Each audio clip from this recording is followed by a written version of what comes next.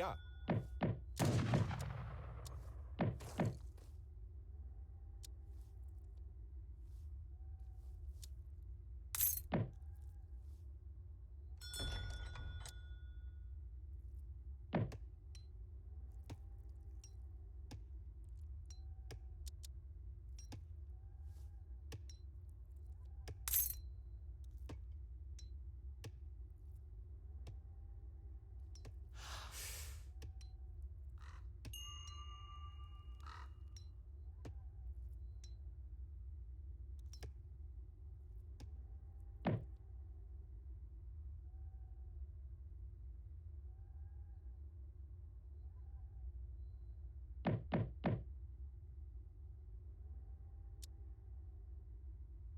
Commandment.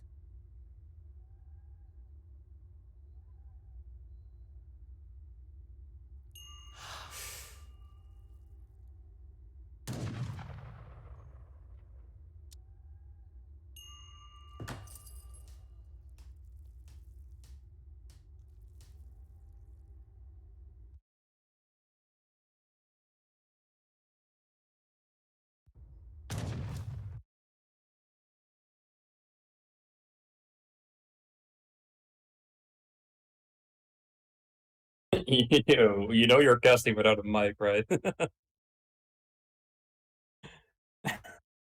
You're a fucking idiot.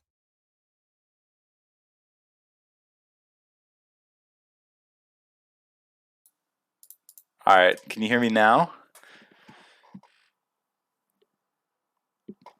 Yeah, I think it's good now. Dope. Okay, so going back to the start. I'm an idiot. We'll start the spec. Let me screen share for you real quick, actually. What the fuck did you put up on the screen? Like, what is this brown color? Because you gotta block the thing, right? And it's like, yeah, it's kind of the No, same. you could just let the UI block it. Did you put on the ace mod? Ah, how do you do that again? UI options. Oh, you like if you Oh, install the mod. I have to be on the mod. Okay, we'll do that after this game. We'll get rid of the brown shit. Lavender came across a cougar here. Yeah, let me go back to what I was saying. So, Bote actually finding a village treasure here. Let's see how this goes. But yeah, so this is Lavender from CMC and Tit from or Aiken from the Black House Boomers. It's currently 3-2 for CMC, right? Because Kevin beats Hampu 3-2. And yeah, so interesting creeping going on. Looking like Tit's going to be able to do a 16 vil age up. Lavender, on the other hand, looking like 17 vil age up. So pretty standard stuff. Cougar coming over here. We might actually get a treasure. I probably won't find this in time, but maybe. So Tit actually chopping wood before he has the food to age. Interesting decision there. He's idling quite a bit. Yeah, it's a lot of idle time. I feel like he could have gotten another villain or maybe. But I mean, he's going to get one for free. So at the end of the day, it kind of makes up for that. Lavender didn't get very many good treasures either. I think he just got that Jaguar. Yeah. Jaguar Pro. Yeah, exactly. So yeah, just chopping a bunch, getting the manners up. No VC from. Oh, or is he going for a trade post? Yeah, he is going for so a late trade post here. Not making manners. No market either. Lavender finding 60 wood. Now going to go for his own trade post, I assume. Yeah, just final aging up, and he's getting gang saw, which usually that's like a tower rushy type vibe. Yeah, I think going outpost as Germany in this matchup is pretty good, actually. Oh yeah, I actually don't know this matchup basically at all. So. Well, I played it mostly from the Brit side quite a bit. Mm-hmm. I'm just struggling against the tower start. Yeah, I think the tower start is kind of slept on nowadays with Germany. It seems pretty strong. I think as Brit, it's nicest if you can just go like VC and then make a couple pikes to hold the two Ulan shipments, and then you just both hit up and you just go like longbow goon Haas. Yeah, exactly. But Germany can also do this thing where you just outpost and you like can pop on them or something. It's like contain them a bit. Yeah. But I don't. There's no. Here comes a Fordville. Is this going? Where's this guy going? It's probably somewhere over here. Yeah, it looks like he's going for the forward outpost now. He's definitely chopping for it.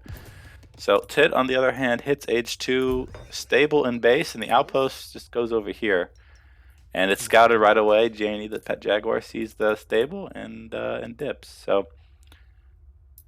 it's a pretty good good job scouting there by Lavendar. Yeah. Yeah. It's probably actually really good with the for a tower. Oh, the tower rush. Actually, it's not even a tower rush. It's just a mid-map racks. Shipping the wood first. So maybe going for a stagecoach play. You see the explorers walking somewhere over here on this side. Maybe going to grab another trade post or two. He is popped, so should probably go and make some houses. But yeah, it's easy to get popped with Germany and there. The houses coming up. Yeah. Meanwhile, Tit is getting a batch of 5 Huss out. So if he finds, and he does find the racks, so the settler rocket's probably going to have to go home. Otherwise, the oh, also finding the explorer. Nicely done there by Tit. You know, the 5 Huss can just deny any other trade post shenanigans. So. Yeah, but Lavendar knows that he's making Huss, so he can just open pike. But yeah. The scouting information is pretty nice here. Yeah. Both of them are on the point with the scouting here. Coyote and a jaguar. I wonder who wins. And there's the pike pop, so Tit seeing that. I wonder what he does with his Huss here. Yeah, it looks like he's going straight into the base. And the 2 Ulans are going to be able to pick up his explorer. Oh, maybe not. Are they splitting him up now?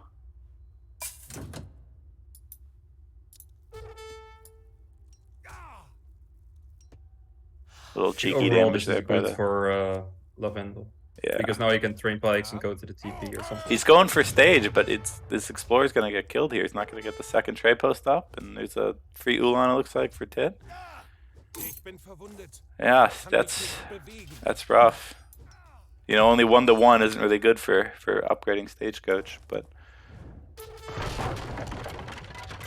you know, he probably is somehow. Oh, I wonder what he does. He's going to send a settler wagon out, or maybe buy the explorer back. But a lot of pikes so far, and Tit, see what he's doing. So he shipped what 700, 600, now going 6 muskets. So the manor boom's doing okay. You know, he's going to be at what 110 pops at 10 manors. It's, you know, not the best, but also, you know, he's going for fairly aggro, keeping the tempo up here. Uh-oh, and there's a nice catch with the pikes. Getting some good damage on the Huss. The Huss not really doing much here. They're kind of kept in check. I mean, there's 15 pikes on the field, so it's hard to do much. But yeah, the tree pathing really not helping Tit out here. Kind of surprised that he didn't cancel stagecoach. Yeah, right. With 1 TP, you'd think, especially with no way to get a second one here. Or is he building it now? No, he's not. So but the explorer is up and, you know, ready to build it whenever. But yeah, but he's not shipping expos. He's not shipping 600 wood. Well, he's already sent it, right? He's already used all his wood shipments. So, but now he's both, yeah, and he's still popped too. Like he's So 600 just came in. Okay, interesting. Yeah, okay, it's still on the floor. Yeah. Okay. Meanwhile, Tit has another card about to come in. Does he have? He has the racks up now. Okay, nice. But going 5-0, so kind of slowing down with the tempo. Oh no, he does not see this trade post being constructed, and it's just gonna sneak up. Those 4 pikes do just enough to buy the explorer just that little amount of time just to get the trade post up. And where are the bows? Where are the bows spawn? Oh, so they're in the back of his base. But they're probably going to get here in time to help save the trade post from going might down. Be out for this expo patch. Yeah. Oh, he gets 8 out. So yeah, pretty good here. And if he wants to, I think aging on his next card would be pretty good for Lavendar. I mean, Tit's making Muscus. But if he can kind of sneak an age up, right, like make a fight happen now, and then before the big Muscus Master really gets too big. Like, otherwise, yeah, I think. Coach, you don't want to. Oh, that's true. Like you wanna. Yeah, I forgot about that. Yeah, exactly, because he just lose both TPs until we take him for himself. So. Yeah, so once you attack the stagecoach, you're kind of committed to playing long H2. Yeah, that's a good point. And yeah, this fight's going really well for him here. So Tit, again, stacking a lot of wood, not really making... Oh, here comes the manners now. But yeah, I think that Tit overall, or that fight went overall pretty well for Lavendar. He's down on... He hasn't sent 3 settler wagons yet. Coming in now, actually. So yeah, definitely needs to send that. But yeah, getting the stagecoach behind this, plus this settler wagon shipment, he'll be at what, like 26 plus the 6, so like 32 recalibrated vills. So probably just behind Tit. And Tit only getting steel traps now. That's you know, what's how many it's 14, 15 vills on food all game. It's not the best. The camera movement is crazy. Oh, I'm sorry. I don't know what to look at. I need to turn it down a bit, I guess. Yeah, just chill out. You're not playing, you're just casting, you know? Yeah. Well, it just accelerates so fast. I gotta slow it down. There we go.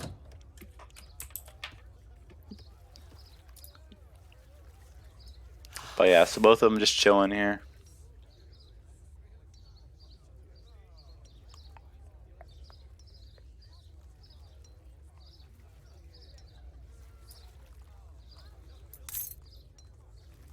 I'm kind of surprised that this is working out. It looked so bad when this want to be paying for stagecoach. Yeah, definitely has turned around here for Lavendar, and he's getting the 4th TP now. Tit trying to raid with 2 vills, but he's shipping the coin. He's starting to get a little hairy at the hunts. Like this one's not safe, and this one's definitely not safe. So, and those are the only 2 left on his side of the map. So. Once this thing of pronghorn runs out, he's kind of in trouble. But it looks like they're positioning for a fight here, or is Tit going for a trade post? Ooh, this could be dangerous. There could be a big trap here if Tit's not careful. Especially with these vills over here too. He could cut off reinforcements if he wants, but doesn't look like he's going to do that. But he's calling Miniman, getting another Husk batch, almost out. And yeah, I know he smells the trap and gets out of there. But I still called minutes though, so Lavendar will be happy with that. There's not been many Ulan raids yet. Yeah. There's quite some possibilities to do so. Yeah, I feel like there's been more Husk raids than Ulan raids, which is flipping it. Oh, and here comes the raid. Oh, where the Husk going? But yeah, the Pike raid. Yeah, the pike raid.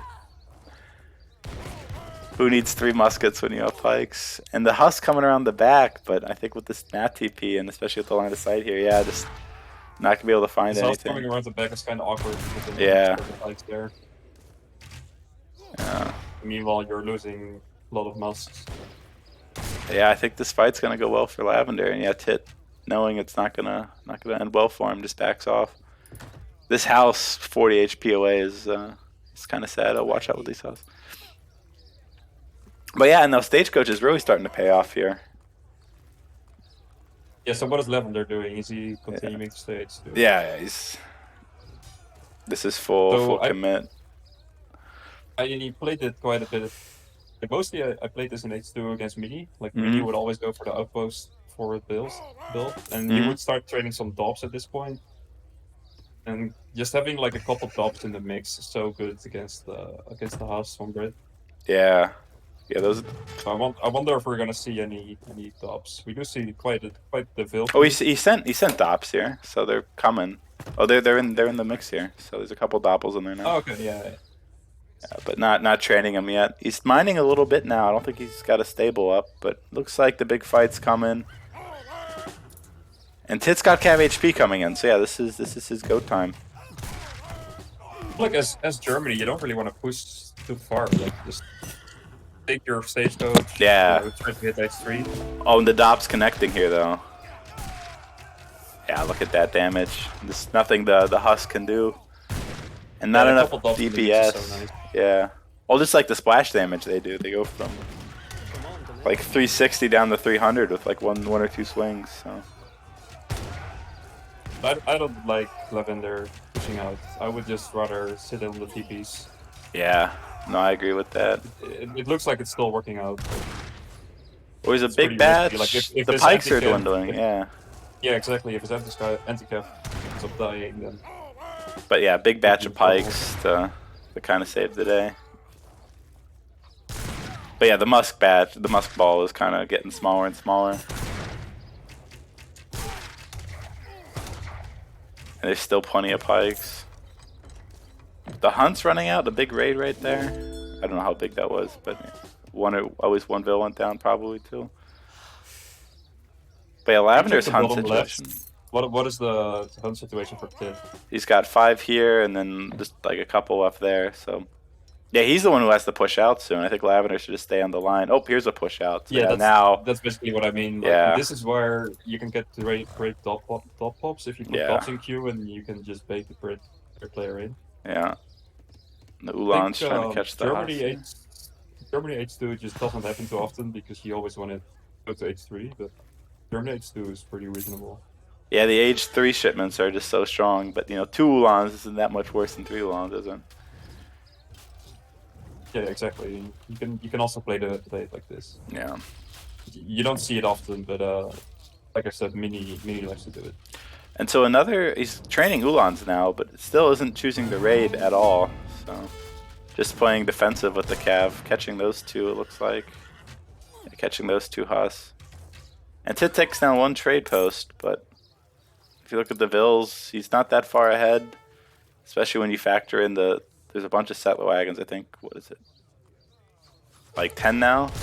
So it's really 45 plus 3 TP stage. Oh, here comes the big fight. The Vill pool's coming in. The settler wagons count as 2 in the UI.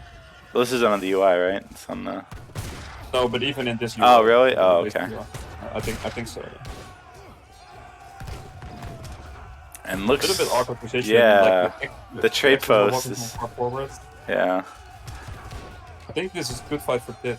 Yeah, once these pikes melt, which looks like they are, and here comes another batch of 5 Huss, and there's still, what, 12 of these left or so? Yeah, just not enough pikes. There's still a Dop alive somehow, which is, I think, probably has gotten crazy value so far. It's also, like, when a fight gets extremely close up like that, it's just nice to have Musk. Yeah. Which, whatever they shoot, it's just good, right? Because it's a flat... Yeah. And, like, 523 damage. Melee attacking and shit. Yeah.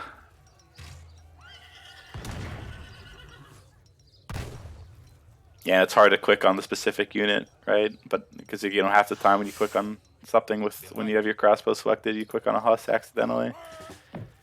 He did make a stable. He's now training some Ulans as well. Yeah. And Musk. He's completely out of run. Yeah. Musk HP coming in now, so the Musk get a little bit stronger here. And there's a good longbow mass behind, so just free picks the entire time that they're just kind of doing this little dance back and forth. But another fight coming in here, and the pikes are kind of out of position. There's a couple in here, but yeah, they go down fairly quickly. Oh, there's quite some mass lacking behind. Yeah. And he should just turn on this. The anti-cap's so far out of the way that, and the Ulans are carded, or the Huss are carded, so they'll be fine. And another big batch coming in. But longbows and melee isn't what you want. This needs to pick up. Talking about dot pops, but dots would be so insane here. Yeah. Here he's got the pop coming in. Right. Oh, okay. Oh, That's an unfortunate pop. That could have been right on the infantry, but still, these are gonna get but there. just as I was saying, like, yeah. This is exactly what you want. Those big boy swings. He's got tray posts on food now, which is usually not the most efficient, but again, if you need food, you got to do it. And yeah, now there's looks like this side of the map is where all the remaining hunts are. Now it's over. I think Lavendar's in a good spot, but I mean, Tit's got... I think he's won. Yeah. Now you can just go to that hunt, and that's where you win the game, I think. Yeah. Well, if he knows about this, and it looks like he does. Yeah, it's clicked his army right there. And Tit's gonna go raid, but there's nothing in the base. Pretty funny how I've been talking about top ups the entire game, and it ends up like the Decisive. That's a love to see it. And yeah, so here comes the big DOP raid. Who needs a DOP pop when you got a DOP raid? Here comes an interesting fight. Yeah, so just raids and towers and all those fun things over here. And another raid going on here. So that eco disparity, I think they're almost even on Vills now, and then the stagecoach is just is just extra here. And if you're equal as Brits, it's usually not a good sign. But this tower going to go down, so it should be a nice little pickup for Tit. But yeah, he's completely out of hunts beside this, so if Lavendar comes over here and kind of kicks out Tit's vills. He's gonna lose a lot of vills of his own, but hopefully for him, he can pick up Tit's vills afterwards. I mean, there's only 5 in a settler wagon here, so not the worst. But yeah, still a good trade for Tit. But yeah, the score grab's getting a little quicker. He's adding in the 5th trade post again. And he's sending like what, the second 600? outpost. It feels like everything's gonna happen at this location. Yeah, yeah, this is is... less than a couple of hunts are. Yeah. Oh, and the mine also running out for Tit too. So he's going to really struggle to get some units out here. It's also nice for Germany is that he just shipped 600 coin. Like, he still has useful shipments. Yeah. The Brit is like shipping useless stuff probably. I don't think he has anything left. I think, yeah, CM might be it. Yes, Team Plantation. Yeah, let's go. 5 Ulan and CM, like that's all we got. Yeah, but he just shipped 600 coin. You know? Yeah, like, it's still yeah. pretty useful. And you also get Ulans. The Ulans, right? Yeah. So even the mill card gives you 2 Ulans for Germany. So this isn't the worst thing in the world.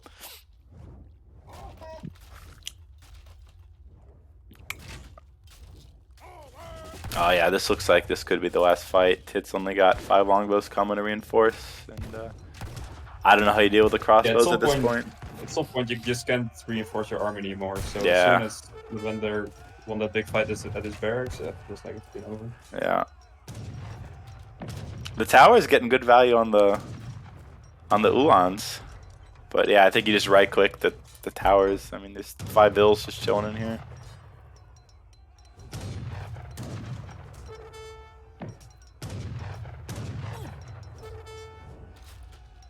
Yeah, and there he goes, right clicking the towers. You get higher attack because of your army.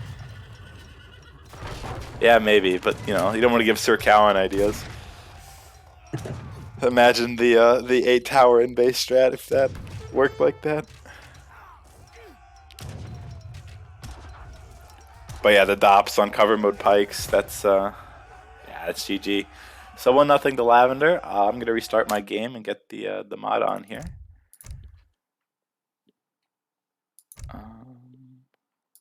Where? Oh, it is on. Okay, interesting.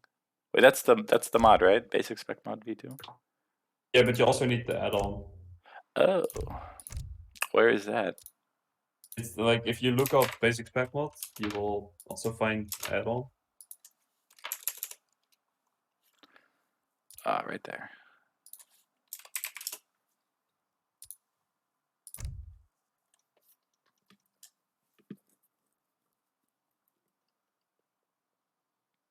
I was watching a TV show. It's pretty crazy.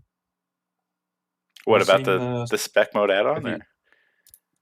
No. I was watching something called Squid Game. Oh, I Have you heard seen about that. Yeah, someone was talking to me about it the other day. I just watched episode 1. It seemed pretty crazy. Need to restart now, right? Probably. Yeah, probably. Better safe than sorry. All right, so what's the map pool for these guys? Do you know? I have no clue. Didn't we already casted a series in this? Oh wait, yeah, we cast Kevin Sampu, yeah. So it's gonna be the same one. I remember that they had a game on Colorado. That was game 5. Yeah. Yeah. I don't know. We were kind of memeing throughout that series. Some of the players. Like, come on, no? That's really. Everyone was memeing that one. Did they play Florida, maybe? Yeah, I think that's map 4. I think there's a Grand Chaco. I think it's Korea, Grand Chaco, Florida, Colorado. It's map pool Korea 1. was in the mix. Yeah. This what map did a failed consulate rush happen on? Just, EPL, Lavendar, Aiken. So going into game 2, Korea. I don't know who picked first here. I think it was the Boomers. But again, I'm not sure.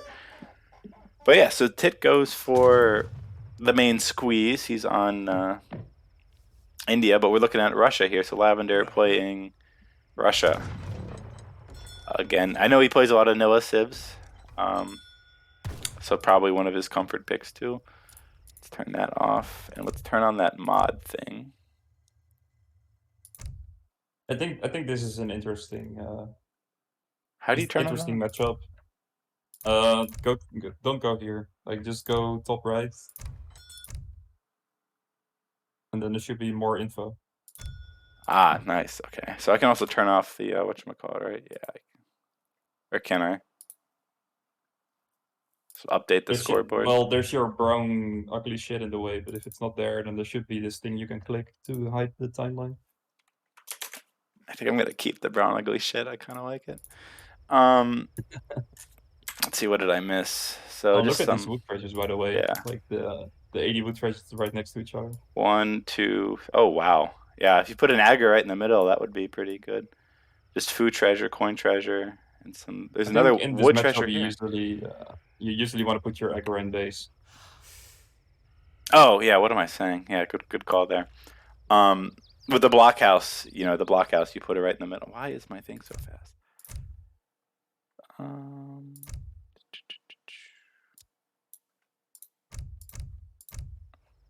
Basically 3 wood treasures next to each other.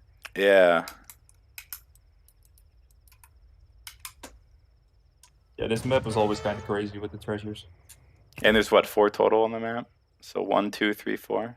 But yeah, if you put a blockhouse here, you go 5 Cossacks and just pick up all the wood treasures. It's basically like 250 wood.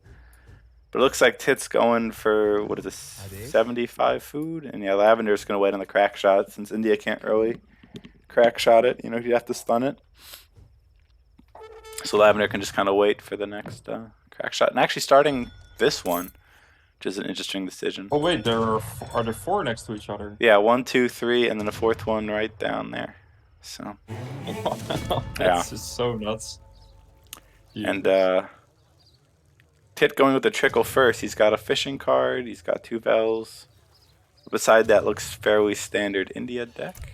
Meanwhile, Lavendar. It really likes to do like the super light fishing where you just drop a dock at some point, you make a few fishing boats, and that's it. Oh, and Tit's actually going for the steal here, while Lavendar's distracted. I don't really understand what Lavendar is doing. Yeah, like he could have killed like this lion instead of that tiger, right? And what if Tit goes for this too, and then there's just 2, tigers he's going after at the same time. So Tit actually bringing his second one over, and Lavendar's going for a 17 Vil age up. It's interesting. I know they recently changed Russia. I don't really know how it works though. And nicely done there, picking up the treasure. Pretty sure they decreased the food cost on the Vils, and then Always they canceled like it. one less food crate or something. Yeah, and they made them train, I think, slightly quicker too. But this is going to be really nice for Lavendar getting. He decided to cancel. But he's also got the 100 wood here, and then so you can already make the blockhouse basically. And Tit going with the forward aggro. Okay, so like you said, you should go aggro and base normally, and he didn't 10-10 either. He's gone 14 Vil age up, but he is building it with 4, so it should be fairly quick. This is pretty surprising to me. I think more commonly you would see aggro and base and just like building it with 1 Vil or something. Yeah. Because usually the timings in this matchup, it's you want like the auto Miniman or the 3 Hus or something to help defend. And Lavendar going also, so what I've seen, for example, that they do, who plays a pretty good India in my opinion. I saw him play this matchup in tournament. I don't remember against who, but he would just aggro in base, and you would kind of make like 2 wall segments next to it, and he went like Gurkhas behind it. Yeah. And you just have like the aggro can just nuke the Strelets. And the Asian Minimen are so good against like a cap shipment, like 5 Cossacks. You can just call them for 80 food, 80 coin, and yeah, he was just kind of chilling in his base for a bit, getting some market back. Well, you can go like full Gurkhas, right? And then all the anti-cav you need is the Minimen. And they take so long to die too. So is Tit is just not going market at all? Yeah, I think he's got to go aggro, right? With a min-map wonder like this. He's going to hit up at... basically the same time as Lavendar. Who's getting another wood treasure, by the way. So really cranking out the wood treasures here. And we see 5 Cossacks coming, and Tit is going wood. So maybe we get another Consulate rush on this map. But yeah, Lavendar gonna get the treasure. Oh, he's got to pay attention. The 2 sepoys are here. So yeah, he's not gonna get away, but he's gonna get another 80 wood.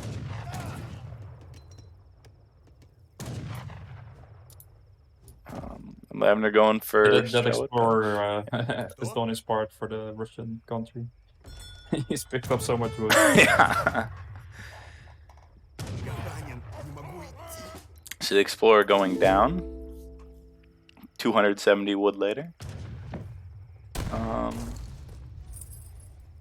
let's see what Tit is going to send. I think the next shipment should be interesting, right? Because 600 wood, what's he going to use that for? Like a consulate or a market or maybe a cheeky dock? Well, there's a market. It's 700. It's 700 wood these days. Oh, okay. Yeah, that's right. Forgot about that. So that's why the shipment in general is just so good.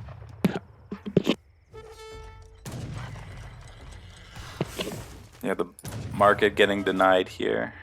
Not really spending the wood though. But now it's like you're being idled in your base, and if you had an aggro there, you would have your aggro shooting. But now this kind of feels like it's in the middle of nowhere. And yeah, this house isn't gonna go up. What are you gonna do? Bring in your sepoys? This house also feels really weird against Russia. Like a civ that likes to be aggressive early, and you're gonna make a house not in TC fire range, not in aggro fire range. I really like Lavendar's choice to put his blockhouse a little to the south of the aggro, so you would never have to pass through the aggro. You can just easily go around it. Like you just put your rally point kind of towards that wood treasure on the bottom of the map. Right. And you won't accidentally run into some aggro fire with your reinforcements or something. Yeah, it's a good call. And he's already ahead in score, which is, great. Yeah, usually when Russia's ahead in score, you're in trouble. But going with the consulate here, 300 export timing. I assume this has to be auto cons, right? Yeah. So 700 wood for Lavendar. That, yeah. Into a second blockhouse and steel traps. So yeah, auto cons. Let's just check the map hack you get. Yeah, the extra line of sight is actually pretty insane. Actually, it wasn't that much for buildings, but yeah, for units, it's pretty incredible. What is it like officially? Like 2 line of sight or something like that? It seems like a lot more. Like trying to rate India on auto cons just seems pretty ridiculous. I don't know. I don't know the number, but it always feels like a lot. Probably feels like more than it actually is, and he's also getting the 3 huts with it, so those will do good against the Strelitz. But Lavendar is making muskets now, and it also has the two blockhouses here. But 2 Cossacks up here and 3 huts up here. So the explorer gets revived by the Cossacks just to go down again. Yeah. Well, he does see the house. Yeah, so he knows that those are there. Yeah, and you can also know that your opponent shipped export, because otherwise you wouldn't be able to afford the house just yet. Yeah. So, so what's Tit doing? He's got 17 sepoys. Are we gonna have another, like, consulate, make units and sit in base kind of game? Had a lot of those recently. No, I think this is not like the British consulate rush, because this is just getting the house to raid. No, that's true. Yeah. He's gonna pick up the vills once he gets to 300 export. Yeah, I'm going for the big trickle now, so definitely going very greedy with this this build for the most part. This is always kind of awkward, where you wanna be on Brit consulate to give your units more HP, but before you do that, you want to get the vills. So you're kind of waiting to get to that 300 export. And quickly pick up the vills so you can switch. Yeah. So nothing new in there on the raid. Nobody home. Wild Tit. I still feel like Russia is just ahead. Yeah, I feel like just untouched boom is good for Russia. I mean, the ecos are about the same. But yeah, having to push into 2 blockhouses is never forced to push out, and you're gonna run into 2 blockhouses with almost always sucks. Well, he doesn't really have to push out, does he? Can't he just, you know, maybe try to age up here and, because I mean, it's so not hard like, to get up to age up safely, and then yeah, like if you're gonna try to age, you're just gonna get right clicked in your base, and if you're staying H2, then you're just staying H2 against Russia, which is also bad. yeah, because once Boyars and all that fun stuff comes in, like these Strelets can be upgraded, the Cossacks can be upgraded, but like Sepoys are kind of Sepoys. You know, like there's good camel cards, but They are. I don't see a stable up for Tit yet. I think that's also why it's meta to put your aggro in base, because then you have a way better chance of aging up. Yeah, that makes sense. Well, he's got the export for the Miniman, right? So what Yeah, is? but Are they I think he's 300 or gonna use it on 400? the Vils now. The Vils are 300 and Yeah, the okay. Minutemen are 200. Nice.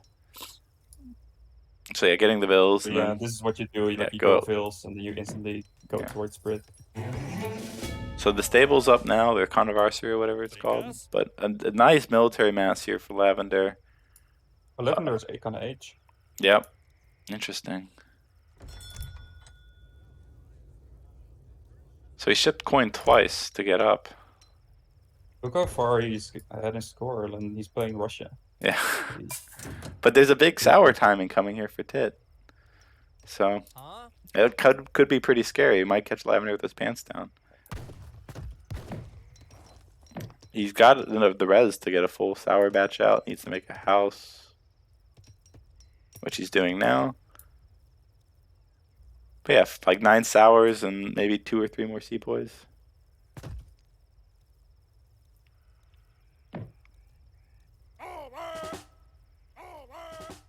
Yeah, all right. This has got to be go time. This has got to be go time. The only thing he's missing is that he's not on Brit Consulate just yet. Yeah, a Consulate.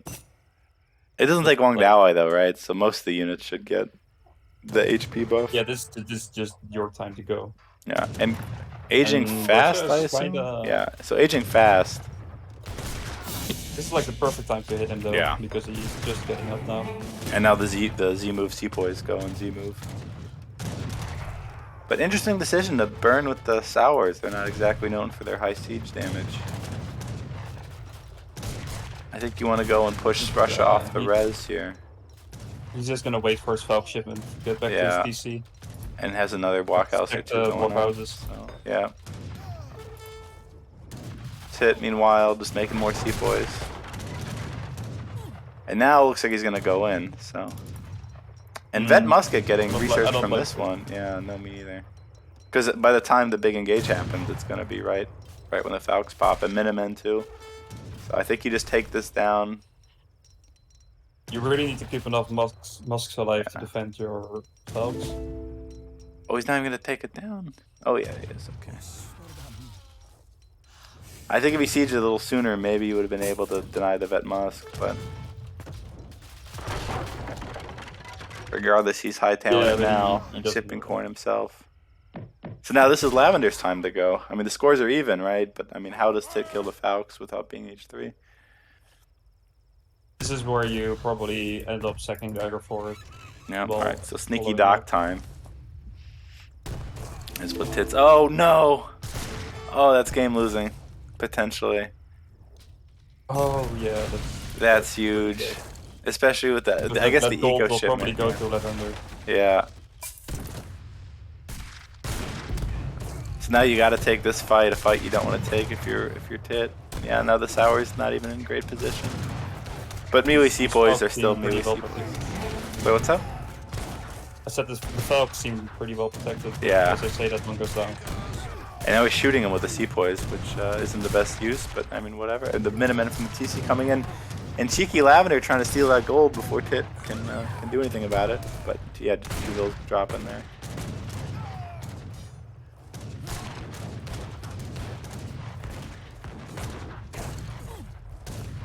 I think Yeah, it's. I think Lavendar is winning. Yeah, I think he is too. But I mean, this fight could have been total disaster for Tit, and I think it ends up being an okay trade. Now he's got the dock, so now time's on his side. But yeah, definitely he's not aging anymore, right? Because he's been forced to make more Sepoys and shipping 5 Sepoys even. When that could, if he was aging, that could have been an H3 card. But 5 sours against 3 Cossacks. I think this is even like a decent trade for the Cossacks. Oh, maybe not. Yeah, the sours aren't that bad. But if he cancels these 5, he could age. But no, he's not doing that. Or maybe just waiting. Yeah, just waiting to age. But the Dock Boom coming in now. But, you know, Lavendar's, you know, he's looking to go. Probably before Tit hits up. Oh, he's making an arsenal. That's interesting. And is he going to scout the dock? Wow. That's impressive scouting right there. I mean, whether it's dumb luck or what, you know, but he just... Maybe he just knows Tit's a big water sneaky dock guy and says, oh, I'm going to go look for a water sneaky dock and finds it. So well done by Lavendar. Something you don't do is scout, so maybe you could take a thing or two from I think this is just confirmed. Yeah. Well, it was just in line of sight too. Like just barely gets the dock in there. So yeah, it's a bit of a map. So he goes CIR, which is not something you see often as Russia. Yeah, especially with only what 19. I guess he's got 29 Strelets now. But and now pushing Tit's hunts and Tit's going up to H3 with the Taj Mahal, which will give him all the gold. But oh, interesting. People usually age with the Mahal, yeah, the Charmander Gate. The Mahal, yeah, the Charmander Gate, yeah. Or the standard Carnimata, as some people call it. Okay, so Sour's trying to be annoying over in Lavendar's base. But yeah, so here's the age up, and you know, Lavendar says, no, I don't think so. Coming in hot. And Tit's already used his Minutemen, and so it's going to be does he have a Rax? Oh, he does have a Rax. But it's going to be a hot minute before he doesn't get gets the Mahal pop because he's aging with the point rate. Yeah. Lavendar stacking in some res here. Shipping 13 Ruskets. But yeah, Tit has no gold, so he can't really finish these batches. And I don't know how he's going to get his vet upgrade. He's going to have to trade a little bit, because he's going to age with a bunch of gold. But yeah, an interesting ceasefire there. It seems a little premature. Could have maybe timed it a little bit better with a pop. There's no like pressing thing going on, you know, like no muskets about to kill 20 bills. I feel like you could use the ceasefire to maybe pick up the coin crates. Yeah. Like you send the bill to your aggro fort and then you ceasefire to get the crates, maybe. Yeah. Well, he's getting vet sepoys now and has the Urmi coming, but he's eager to take a fight. I feel like you should definitely wait for vet sepoys at the least. And Lavendar taking out the dock. See what else is he up to. He's got Strel combat in, and there's the second TC. Alright, so now it's just starve Tit off the res and play the long game here. Might be almost a little too greedy if he gets caught in a bad fight. You know, he's got a good army, but you know, with the Urimi now. And these threads are super strong. He just sent the H3 upgrade as well, but I feel like he doesn't have enough of them. Well, he doesn't have that many of them. TIR and threaded combat. Yeah.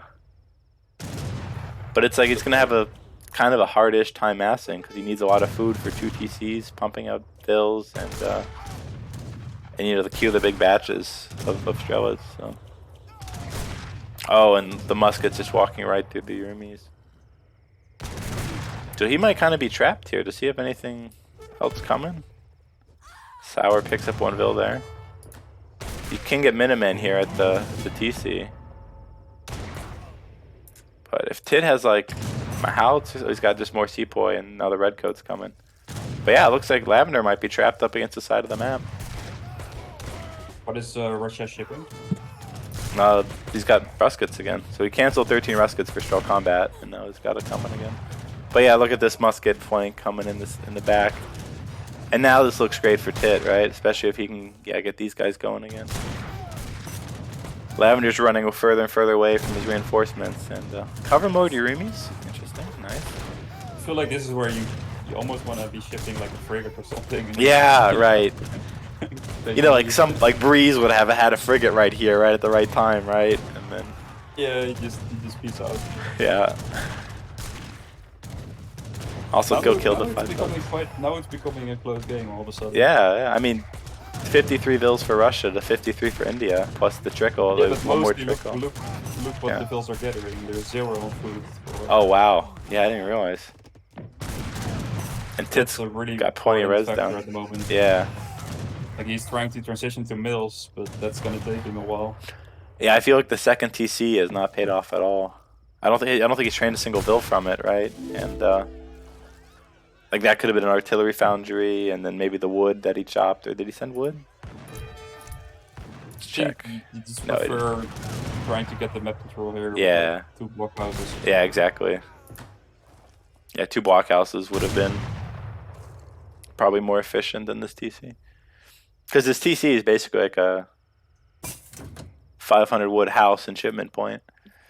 But I think it's no important bills. for Tits that he doesn't commit to only trading seapoys from here. Yeah, That here comes could be, the Mahout. So,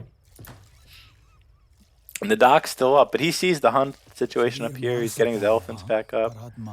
Pretty nice. He's still got hunt a little bit left, and obviously the fish, right? I mean, this is basically an infinite source of food with only 8 So boats. Tits can probably just right-click that hunt as soon as the Mahouts are there. And Yeah. just seapoy Mahout, and then you just right-click the hunt on top.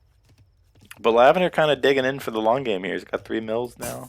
Sending Cav Archer. Probably going Cav Archer Stoat at this point.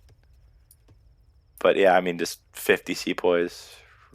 My Right opinion clicking of this like game really shifted. I thought Russia was Yeah. ahead for the longest time, but I feel like India is winning now. Yeah, I think that trap or that fight getting him trapped up against the coast was really big. The Urumi pops, you know, they can even if you're ahead, it feels like one good pop and India's right back in it. Yeah, and also with the rest being run out, it's nice Yeah. for fishing boats. Yeah. And then obviously India kills their hunts a lot slower because they have their vills cost wood, not food. Like that's 6K worth of food that Lavendar's put into vills. And now just right click the TC. And what does Lavendar have on food? He's got the mills, but that's it. He's even shipping more Mahouts. Yeah. It's not going to be killable, I think. So that's only 2 Mahouts, but yeah, now he's up to what, 5 total. Yeah, now go the vills. And again, a frig would be so nice here. Just get the vills home, but yeah, not in the Does he have cards. it in deck? No, I don't think he has any water in deck. I think Tit has the 2 Vels and that's it. Yeah, just 1. Probably the standard land deck here for Lavendar. He's looking to make something happen, pushing here on the bottom. And he's gonna find, look at this. But Tit right on point. He's got 30 idle Vils here, but not gonna lose any. And again, the eco gap is now solidly in his favor. The army is solidly in his favor. Score is in his really favor. quick response from Tit. Yeah, that was. He noticed it before we did, and we have map hack, so. Yeah, well I feel done. like by there him. was probably an idle Vil there, so that's why he Yeah. was checking his idle Vil, and then look at army. Yeah, like they were all bunching around the mine or something. And he's getting aggressive with the Mahouts, and yeah, it looks like he's gonna find the infantry ball. The Seapoy's out of position, but yeah. He's just going in with just the Mahouts. Okay. Yeah. Well, Mahouts are your favorite unit, I've heard, right? They always path so well for you. Yeah. You know, I don't want to, tell Tit what to do, but maybe a couple Gurkhas would be good for sniping the Cav Archers. But, a full Seapoy's worked so far. Why change? Why change something if it's not broken? Yeah, why change the winning team? Yeah, exactly. And another Mahout coming in, more Seapoys, more boats. It's probably just feel TC like that time. Always, Yeah. like, as soon as someone commits to making Seapoy, they never get off Yeah, of it. They just keep There's on so doing many. the There's so many of the Ezads, the Tits of the world. Just you got people like Migo that like Tete. They like to go skirm or Gurkhazam, and then you got the people that just say, all right, it's Mahout Seapoy. That's how I'm gonna play it. And yeah, now forcing Lavendar off the working out. mills. This is looking Yeah. to be game. No, it's his. Lavendar struggling to get Strelwitz out. He never really got that crazy massive Strelwit, Like he had so many techs on him, but never really got that. Yeah, I think that's how he ended up losing the game. Just Yeah. investing so much in text, like dropping the arsenal and then getting CR. Yeah. That's like, what is it, like 700 rest? Yeah. Doing Strelet combat for 10 Strelets, that's another card wasted Yeah. sort of. And then- second speed. 4 mills obviously is a lot of, especially without sending like 1K wood or whatever. And yeah, I think he's also out of coin at this everything point. he had into units and then commit. Yeah.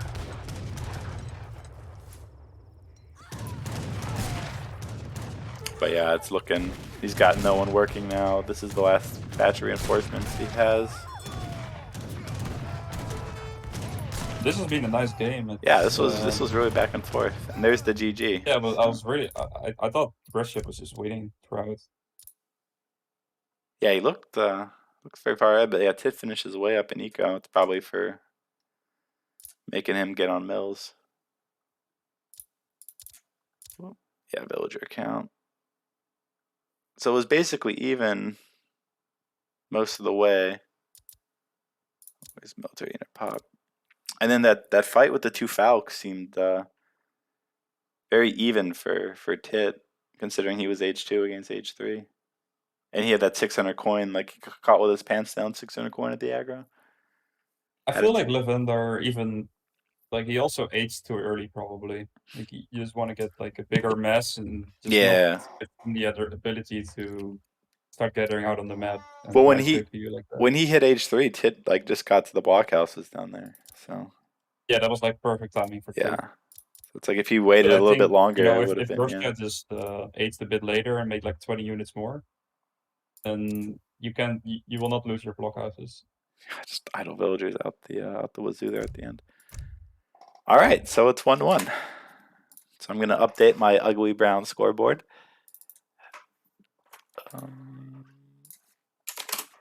Nope, not 0-1, just 1. All right, so the score is now 1-1, and it's what 4-3 for CMC. So game 3 is on Pampas or Grand Chaco. So I don't know what we're gonna see here. Probably some Nilla Civ, maybe Brits, maybe Dutch out of Lavendar, and no, Ports out of Lavendar. Okay, and Dutch for Tit. Wait, ports on this map? Yeah, interesting, right? That's crazy. Yeah, I would not What expect do you think that. he has in mind?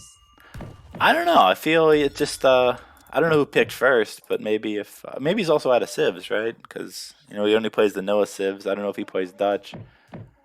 But I feel Russia's like probably ports his is just best. like Yeah. ports is obviously a great water civ, and then you can also make them work on like ATP maps. But on a map like this, you have neither of those, and then I don't really like ports at all. Yeah. So Tit doing a good job getting the llamas here. He's got 4, Lavendar's gotten 2, and yeah, right on the money. Finds Lavendar trying to sneak out a 70 wood treasure. So Maybe he goes like pen with 7 sheep. yeah, let's see when he picks a deck. Meanwhile, Tit, I think Dutch is a great pick on this map. Yeah. Especially with this It's like extra a scouting typical- unit. It's like, so he's very typical easily going to Dutch get. map. Yeah, he's easily going to get 6 llamas, right? Which kind of makes it harder You for have the. so much camera movement, it's making me go insane. I'm looking for something to look at. There's not much to do. I probably should just. Just chill the fuck out. Yeah, I got you. Well, we'll just watch Cornelius Parkway here. Well, you can turn on auto scout now. Look at that. That's interesting. I should use that. Yeah, exactly. I would like be so much better.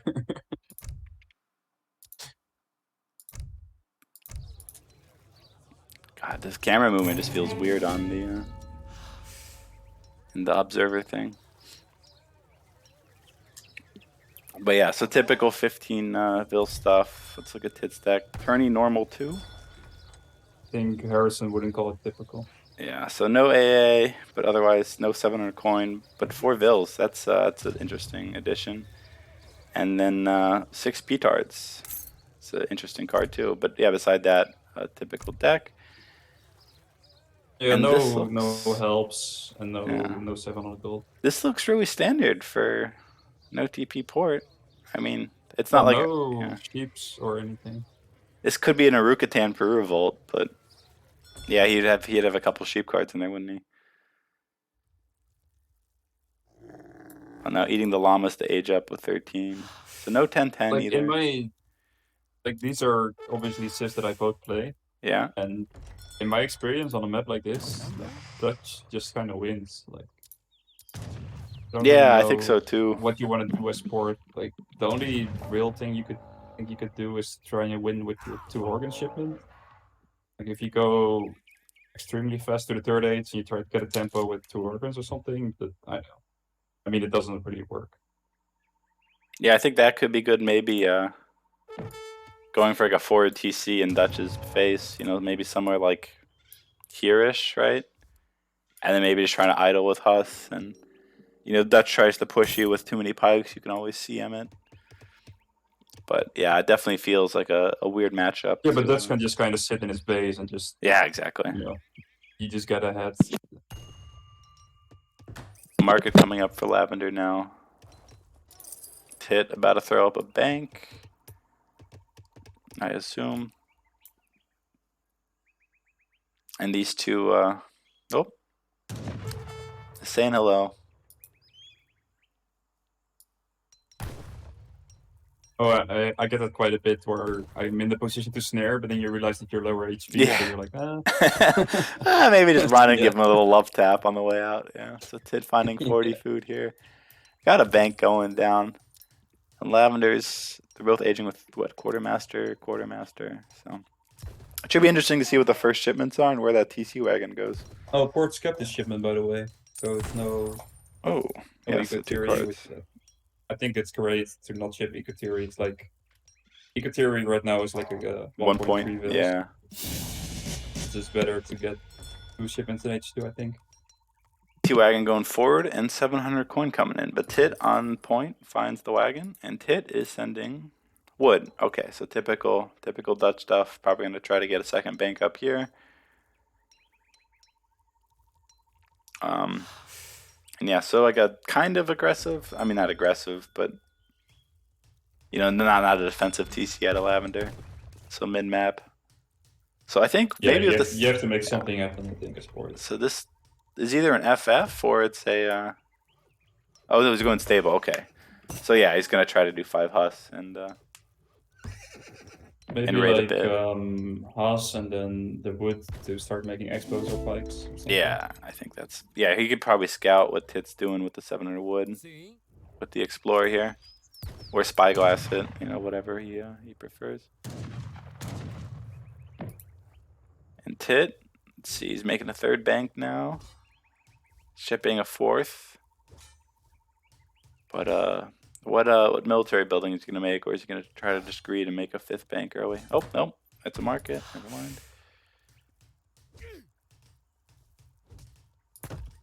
So he's got 200 wood. Maybe that's just gonna be market upgrades. I think the envoy ended up following the TC, so he probably didn't see the stable. Yeah. Port has at home.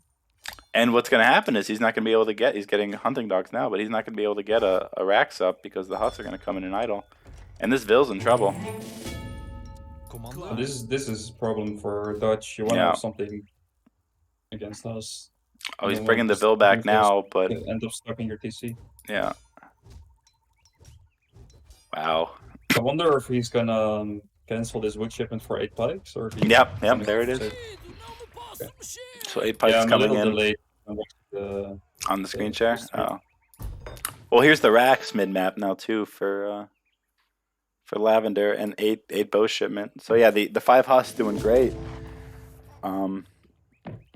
Idling a bunch. If he's housed for the Huss patch, maybe. No, he does. Yeah. And yeah, Tit still with no military building, so he's gonna have to send the 8 pikes, and they're gonna come in right when 8 bows get here. So, and he's not gonna cancel them. So, on Minimen and 8 pikes, you can't cancel them. You have to continue. Yeah, exactly. But you know, like it's just, and he's not even buying wood. He needs to buy wood and get a stable or a Rax down ASAP. Yeah, even calling minutes. But it looks like he might try to age, but I don't think that's the right call here. Meanwhile, Lavendar is making more bows, and He actually lost a lot of his original 8 bow shipment. He's got another card. I think if he goes, he's going musket, so he's trying to ramp up the aggression.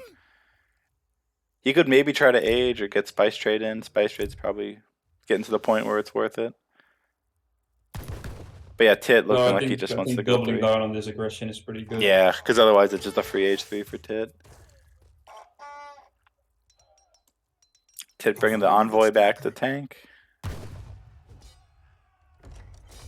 think you're right, that Tit is making a mistake just aging without any production building. Well, if he gets it up now, he might be okay. He can buy the 200 wood. No, he can put a villain queue, so no, he can't. But yeah, I mean, now he's just gonna get idled again. So, and he's got no vills like hidden in the corner to make anything. So, oh, and that vill going down, nicely done by Lavendar. So he's got more husks coming. He's got six muskets just showed up. I'm not a fan of what Tit is doing at all. Yeah, no, it just feels like 4 banks isn't.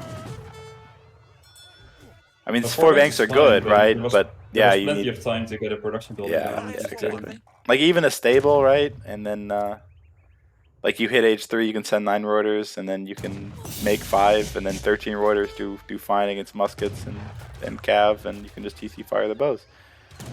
But I was kind of expecting him to go 5 Hus. I guess Reuters makes sense. yeah, I think you want to go Reuters just because they do well against muskets and the Hus, and yeah, just TC fire down the bows. But yeah, all the vills are trapped in here, and it's like he has wood, he can make something, but you know he doesn't have vills out hidden anymore. Yeah, and there was so much time to get Yeah. something done earlier. I think this has been And quite a mistake. 600 coin for Lavendar. And he stopped training units, so he's probably going to try to follow Tit up to H3 here. But if Tit doesn't get a good trade with these Reuter, yeah, it might just be GG. And yeah, I wonder in if he melee just, with the as Hus. sport, if he just keep on making units instead of trying to age. Yeah, I mean, like this is it for Tit. I mean, he's halfway to a next shipment, but he's popped, right? So, oh, but Oh, those vills not being chased down to the side. yeah. He blew the contain there. And yeah, he's going to go back, and that might just let Tit get back in the game. I'm not sure if There it's... was a real possibility that yeah. that was just the end of the game. If Yeah. like, the Warriors died and like if Ford fully commits to H2 and he managed to kill the Warriors, you can just end the game basically. Yeah. Especially with no But Miniman left. He decided to just take the idle time that he managed to get and just follow up. Yeah. Which is like more safe play, I would say.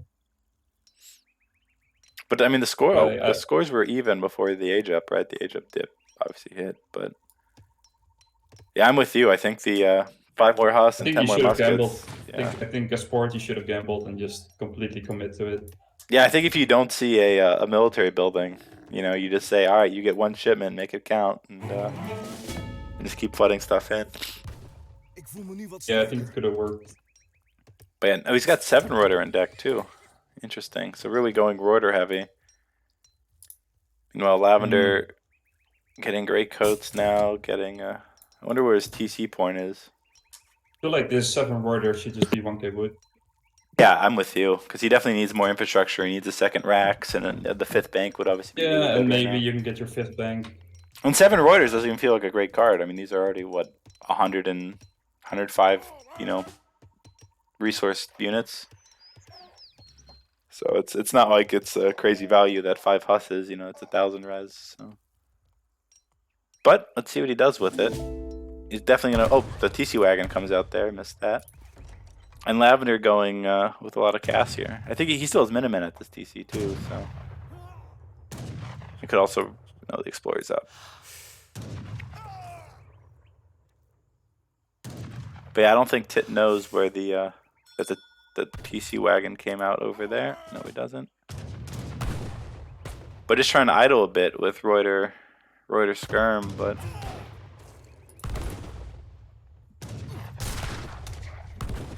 and here comes 8 cast.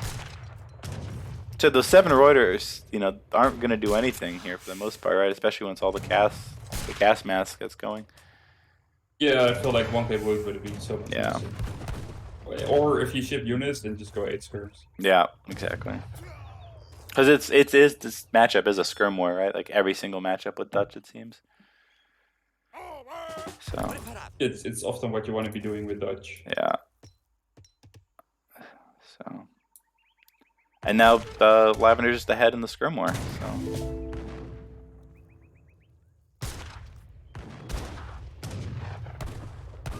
and the musket's still trading, you know, decently here. And yeah, the Broider definitely not doing that. Yeah, it's terrible trades for Tit. And all of a sudden, Lavendar's looking like he's in a great spot. 44 Vils versus 26, only 4 banks. So it's about even in eco. And Lavendar's got 3 TCs and Yeah, I really like slightly fourth bigger position army. now. Yeah. Wait, what was Tit shipping? 8 skirm. Yeah, 8 skirms. And here's the real action on the side here. A little battle royale. Mini boss battle. Yeah, a little mini game these two are playing, and Lavendar comes in. Yeah, gets a little assist on the Explorer there, but only 15 skirms for Tit. He's still making Reuters. He's got a lot, and Lavendar obviously just he's got a lot of cast, so he's nowhere near sending mams. So go ahead. So the reason I think Dutch is better in this matchup generally is because like early H3 you just get so much more stuff normally. Yeah. But because of how the game went, that didn't really happen. And then Port I actually sort out skills just because you're spamming Vils on 3 TCs. Right. Yeah, and it's just like that point in the game where Dutch should have been ahead. He was sitting in his TC, idle and popped without a military building. So Yeah, just the naked FF seems so weird. And he still only has 4 banks, right? Don't want to miss the fight. But I don't see a 5th bank. I mean, there's no way he would have gotten it with back-to-back unit shipments. So. And not shipping 600 wood and no 1K wood always feels bad with Dutch. It's like needing this many unit shipments is always. Commando? Yeah, you want to ship 2 of the 3 at least. And I don't think he's gotten steel traps, right, with 0.92. If you click on a Vil, you should see it. Yeah. Yeah, okay. Good call. Yeah. Yeah, oh, no steel traps for Tit. So, you know, the Huss switch is even, you know, it's those are food heavy units, and same with the skirms. Commando? Relative. Yeah, and I think I saw Lavendar ship 5 goons, so you should have enough goons out to deal with any Huss switch. Plus the muskets too, so those aren't dying. I always like this, just picking up the 135 coin treasure, it's like, you know, it's not important, but it's still nice. Well, even the XP you get from it isn't, you know, something and yeah, that raid was never going to go anywhere. Almost a perfect split there by Lavendar. Oh, there's a nice split. Okay, so well done there catching the raid before he even got out of Tit's base, really. And now Tit's in trouble because he's lost his coin mine. There's 1 coin mine that he's got. And he's got to walk all the way over here to this part of the map if he wants to. I think Tit is in so much trouble. I feel like he's lost. Yeah, I mean, at this point, Lavendar's ahead in eco, up 30 Vils, right? Minus 16, so he's up 15 Vils. He's got a bigger army. There's no unit upgrades for either of them. But yeah, I just don't see. He probably also has more Vils gathering. Like yeah, Tit is like idle, running around. Yeah. Well, he's back on the coin mine at least. But again, like, where's his next coin mine after this, right? This is Lavendar's. This is No Man's Land. This is Lavendar is shipping 7 Ks, I think. Yeah. Which is not a shipment that everyone has in deck. But in this situation, it's really good. Yeah, I don't think Cav Combat's the best in the Skirm Goon War, especially with only like 15 skirms. But he can't afford mams, so yeah, it makes a lot of sense. And Tit looks like he's walking his own Huss from connecting. And Minutemen coming in. Yeah, the Reuters yeah, are kind of blocking him, his own units. This fight is only going to go one way, I think. Unfortunately for Tit.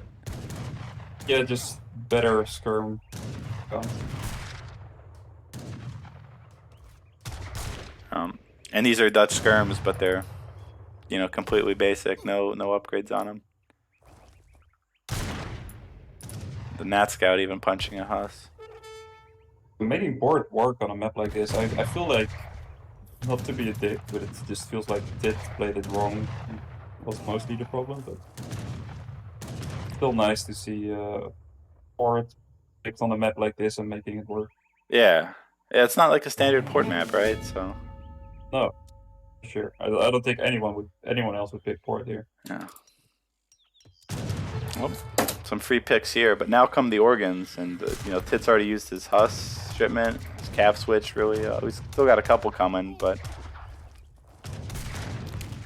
it seems like he's way behind in the skirm war, and he's about to get organed, and he doesn't really have an answer to the organs. Especially with Lavendar. How many goons does he have? He's got 11, but these are out of position. But he's about to have 5 more too. And yeah, I mean, just look at the Vil count, just getting higher and higher. And Tit's still only on 4 banks. A little bit of a raid over here. So I think the hunts might be running out for Lavendar now. Yeah, I saw him chopping a lot of wood. But Yeah. I think he's in a Mill good enough time. position to transition to mills. And there come the organs. Like in the Russia game when he transitioned to mills, it wasn't really good timing for it. Yeah. But in this game, I think it's okay. Although I believe there's berries in his base, so you should probably gather those instead. Yeah. Yeah, berries gather the same rate as mills, so no reason to pay 400 wood for what is free. But yeah, I mean the army pop. I mean they're even there, but the eco when you're doubling up your opponent. What's happening in the bottom left? Oh, just the musket. So throwing away the muskets at this point, they're pretty useless. So. Oh, but getting a nice raid. Yeah, getting. I mean, it's not a 3 musket raid, but why stop at 3 when you can get 6 in the action? And Ted's sending everything to react to it. And Lavendar, no, he's not gonna push.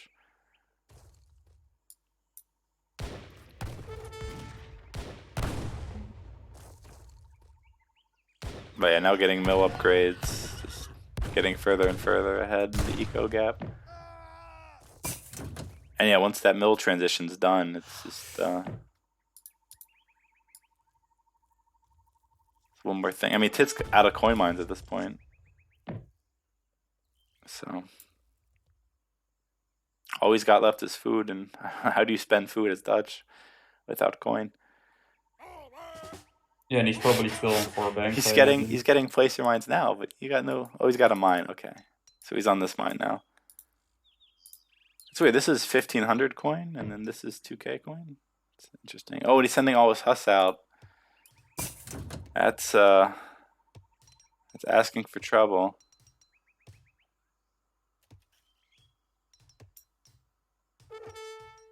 Yeah, if this gets caught out, which, uh-oh. So this is gonna go wrong on 2 ends for Tit. He's fighting without the Huss and without the goons, but the organs got some good shots off, and now he's lost all his anti-cav. And what do you do if the Mamelukes come in? Oh, he's not even gonna get to that point. Yeah, so just outs.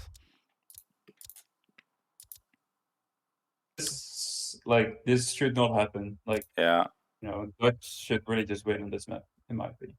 Yeah, I think like when the villager count is the same, right? Like at this point, and then Dutch has the banks, the res graph has to be bigger than this. Like Tit barely ahead, even though he had the same amount of villas and just 4 because banks. he was stuck in his DC for a while. Yeah, he had multiple opportunities to drop a Rax or a stable and just never did it, and then got forced. I think Mini is spot on in the chat. Ports needs a nerf. Yeah, Port need a nerf, exactly.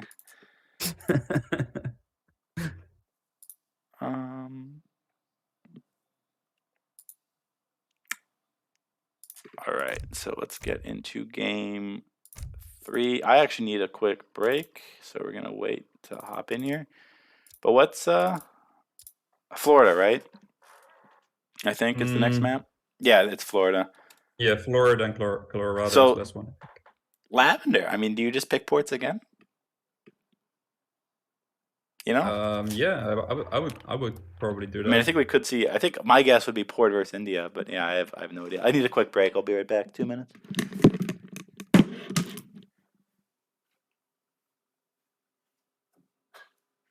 Yeah, like Perez is saying, like, how is he winning on no TP maps? And it's even more crazy that as port you usually want to get like more than 1 TP because you want to stagecoach or something.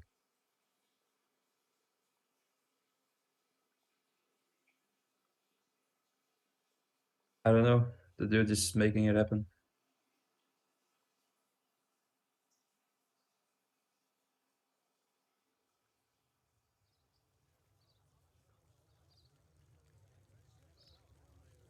So it's 2-1 to Lavendar.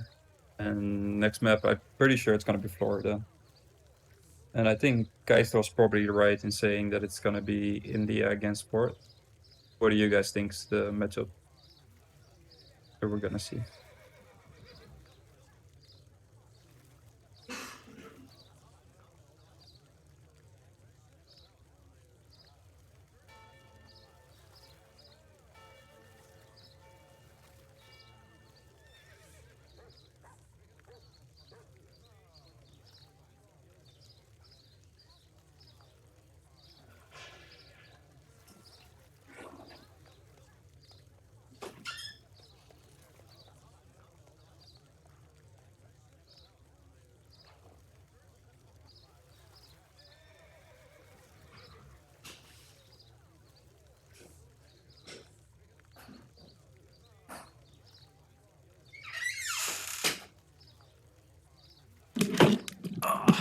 All right. Yeah.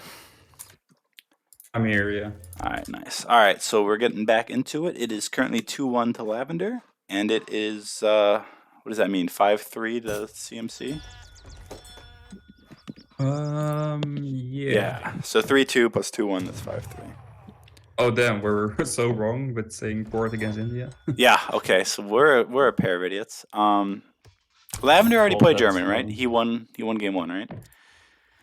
Yeah. Okay. Yeah, he did. I feel like Germany just always wins. Well, this feels like a really good. Breeze, Oh, go ahead.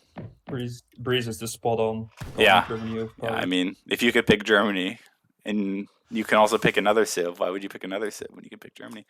So this looks like it Well, I might mean, be like without kidding, I think it might just be like the highest win rate civ in the tournaments.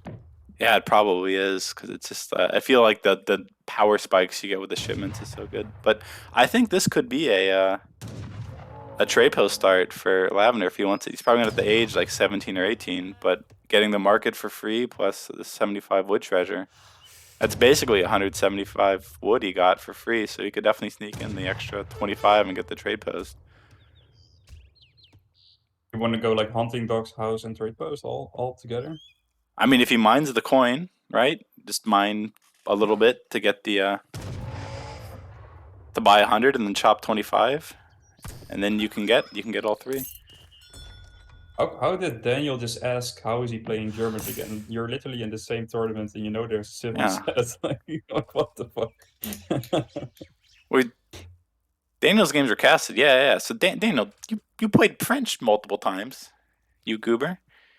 No, this is game 4. Yeah, this is game 4. So it's 2-1. Oh, I need to update the score. That's probably why he's confused. That ugly brown graphic that you're such a big fan of.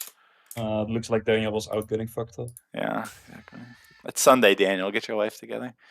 But yeah, not going for the trade post start. So like you don't have to mine 35 coin and 25 wood to get the trade post, which would be an insane start for Germany. He might have to age a bit later, but yeah, not gonna go that route. Just gonna go play it safe, and he still should be able to age up very quickly. Could probably go 16 even. Oh, meanwhile, I should probably look at what Tit's doing, right? So Tit sent 3 vills. He's got, this looks like, not Logistician, but this is some big old water deck going here. And he's getting 80 wood. He hasn't gone trade post either. Can you open the deck again? Yeah, so he's got water card, water card, water card, water. What is this? Hit points and line of sight increase. It's an interesting card. I feel like it's not the oh. I feel like it's not so yeah, the he wants to play some kind of eco build, I guess. Yeah. Let's see He's where's managed to pick Germany. up quite some sheep. Yeah, I think Lavendar's been mainly in his base. All the All the sheep are going Tit's way. And he's got the 2 dogs split up. That's very nicely done by him. And they're going Oh, the 100 schooners. XP treasure is really nice for Germany. Oh yeah. So that basically makes up for no H1 TP. So yeah, here's docks and walls for Tit. So I Perfect wonder. combo. Yeah, I wonder what direction this game's gonna go. So I think Spain water with like sieging with the governor. So he's going with the normal age up, but going water. So it's it feels like it's kind of both the vills and schooners. yeah. So, but it feels like Spain water is kind of logistician water obviously is something that you and I both are pretty well aware of, but standard Spain water might be unexplored a bit. But yeah, interesting. I don't think Lavendar has scouted it yet. His scouting's been on point this series, so I expect him to sneakily find it somehow, but nothing's in Going position. both 3 vills and schooners, you probably want to have a TP.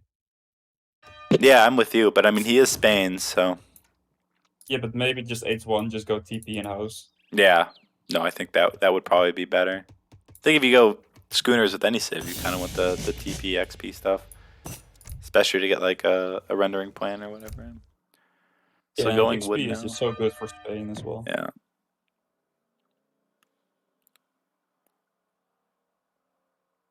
So going wood first. Meanwhile, Germany is not sending his card. There it is, 3 vills. The usual. And look at this. He probably saw the deck and is beelining. So Lavendar has been... oh, I say that, and... oh, no, is he going to find it? He's going to find the walls. That's probably a good heads up of what's coming, and... I think he's confirmed map hacking it. Yeah, no, I think he's just a bit better at scouting than you or I combined. Me, yeah. So, yeah. You could give both of us an explorer on this map, and neither of us would find that dock. So I would find that dog like 150 games. accidentally spyglass it or something.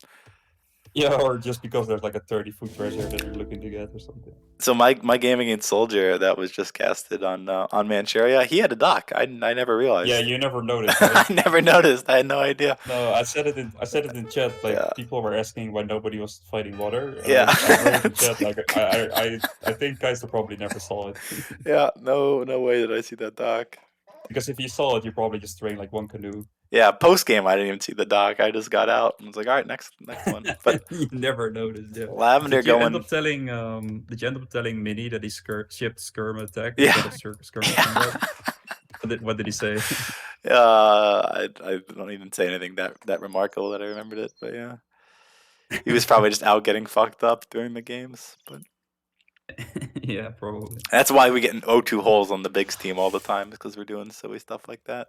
But this 3 Vel timing is gonna do some damage here to Lavendar if he's not or to Tit if he's not careful, because he's got no card because the 5 Vels just came in. No way of training a Vel right now, and yeah, the dock's just gonna go down.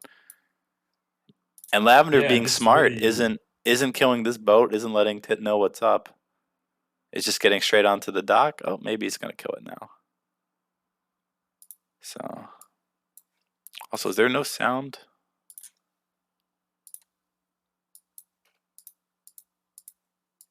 There we go. All right, now we got game sounds again. So Tit's still making. If the third caravel is an overcommitment or not. Well, I think if you want to nuke the dock, you kind of need all 3. Because this way you're guaranteed to get the dock down. Oh, and he's going double dock boom himself, so I really like that. So yeah, now Tit's gonna send the Vels, and if you only have 2 Vels going the dock, it probably stays up. But with the third, I think it goes down. It's true, yeah. Meanwhile, Tit he was making a rod. He might have canceled it though. It's important to get the dock down before the 2 caravels block. I mean, this might be. I mean, his flag's here, but this could be trouble for Lavendar. This one low boat. And yeah, this dock's not gonna get up.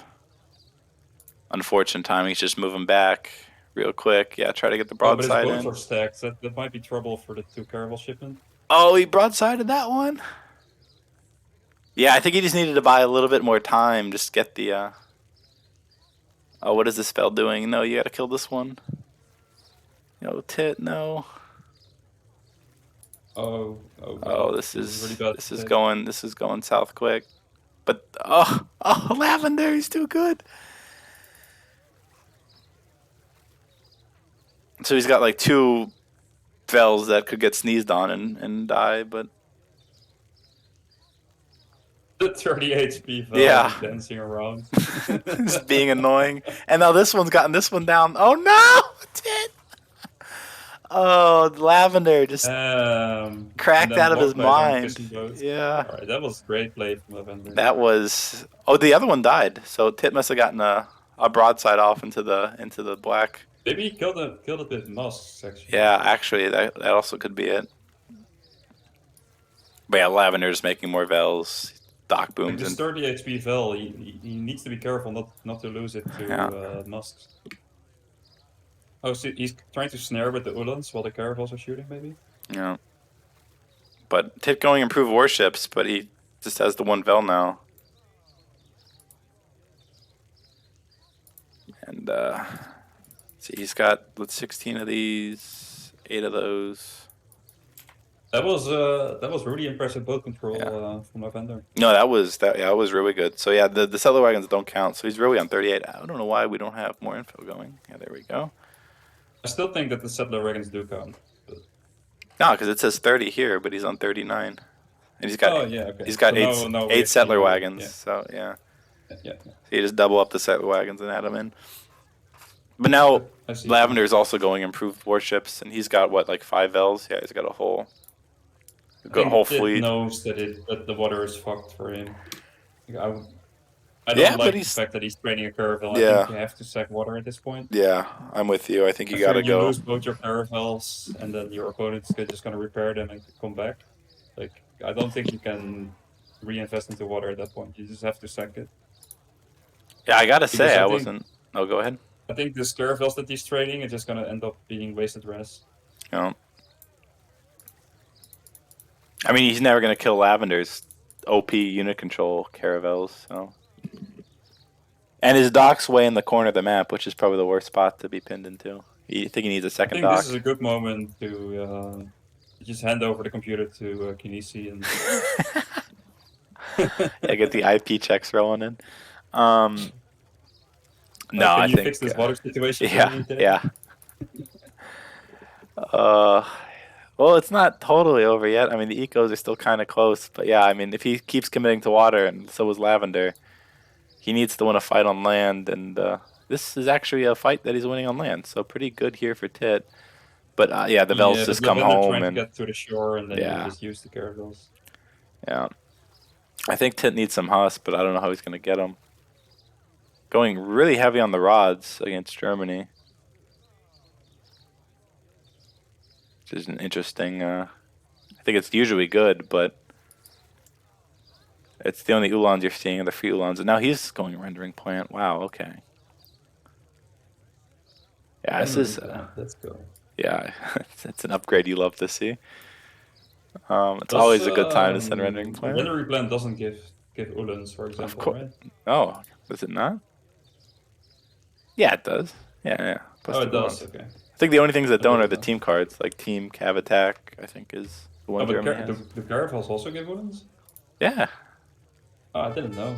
Yeah.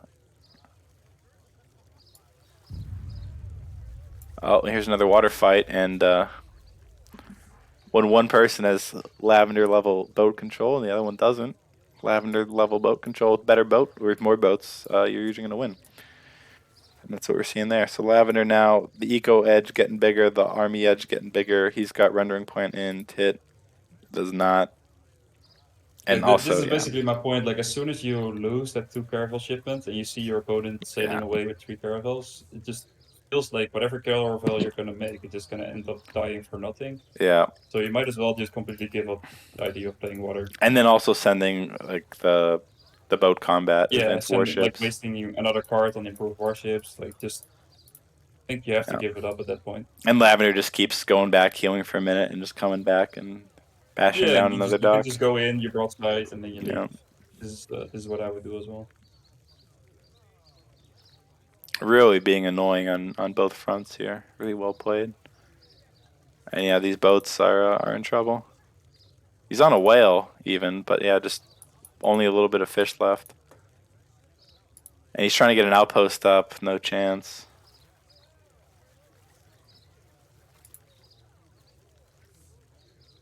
Oh, Tit coming in for the surround, but again, it's like the boat battle is just so in favor of Lavendar that you can't take a fight by the shore. Yeah, you can just send the boats to the fight. Yeah.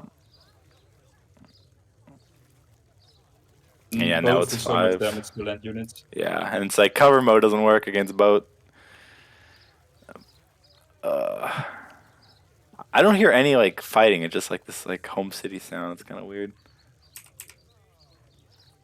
So apologize for the weird noises here. There's no cannons going off. So but yeah, I mean the eco gap's getting bigger. The army gap it's still the same, and a fishing upgrade coming in for Lavendar again. Meanwhile, Tit just sent coin. He's Yeah, and the adding Husk combination of rendering plant and fish market, it's like 55%. It's so insane. So these are at what 72.72, and Tits are so 0.67 food. And where's a fish boat on fish? Yeah, so almost double the effectiveness. He's even got what is this, gill nets? Yeah. Meanwhile, He Tits doesn't even got have long lines just yet. yeah. Like you can also do this with Brit, where you go rendering plant and fish market, and you can even go whale oil as well. It's so crazy. And Tits adding another Vel, but I think it's just he's just sacking more resources, like you said. Yeah. And Lavender can probably age any time now, because I mean, there's no way that Tit pushes him, right? He's even adding an outpost for almost no reason, because he's got water on such a lock. But just to be safe, he could even pick up this food treasure. He's training one more Vil, and then he's probably on his way to 3. And Tit, I don't see a way for him to age right now, and he's running out of shipments, right? So, like Cav HP as Bane for like what did he have, like 9 Hus? It doesn't feel good.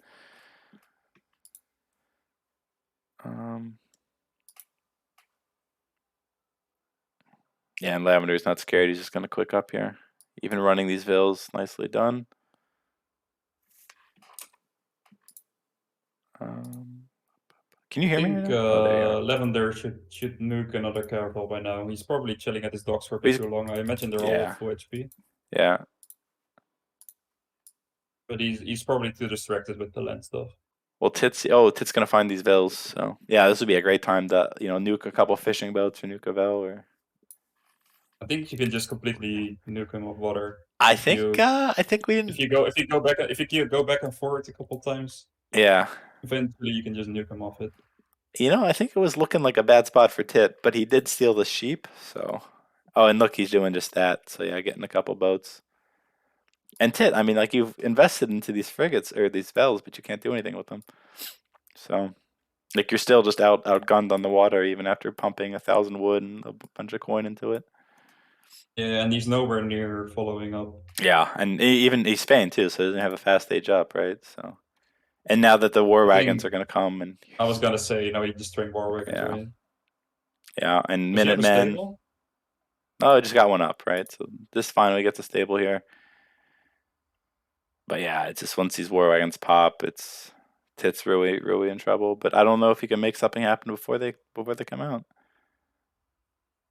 And yeah, just come back to the shore, and once you have five Vels bombarding, it doesn't even matter if you have no anti-cav, because you have basically 5 Falcons that are unkillable. And yeah, here come the war wagons. Even got a batch of 5 cooking in the back too. But these need to get over here, these war wagons. But yeah, here come the Vels, and this game seems just about over. I mean, Tit trying to make more. He's expanding on the water, but as soon as this land push is over, it's time to push the sea for Lavender. He made the outpost maybe to have like a shipment point for his units.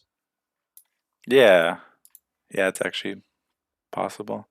I think that's like the idea is that if you're in trouble, you can just ship it from there because it's protected by the Vels.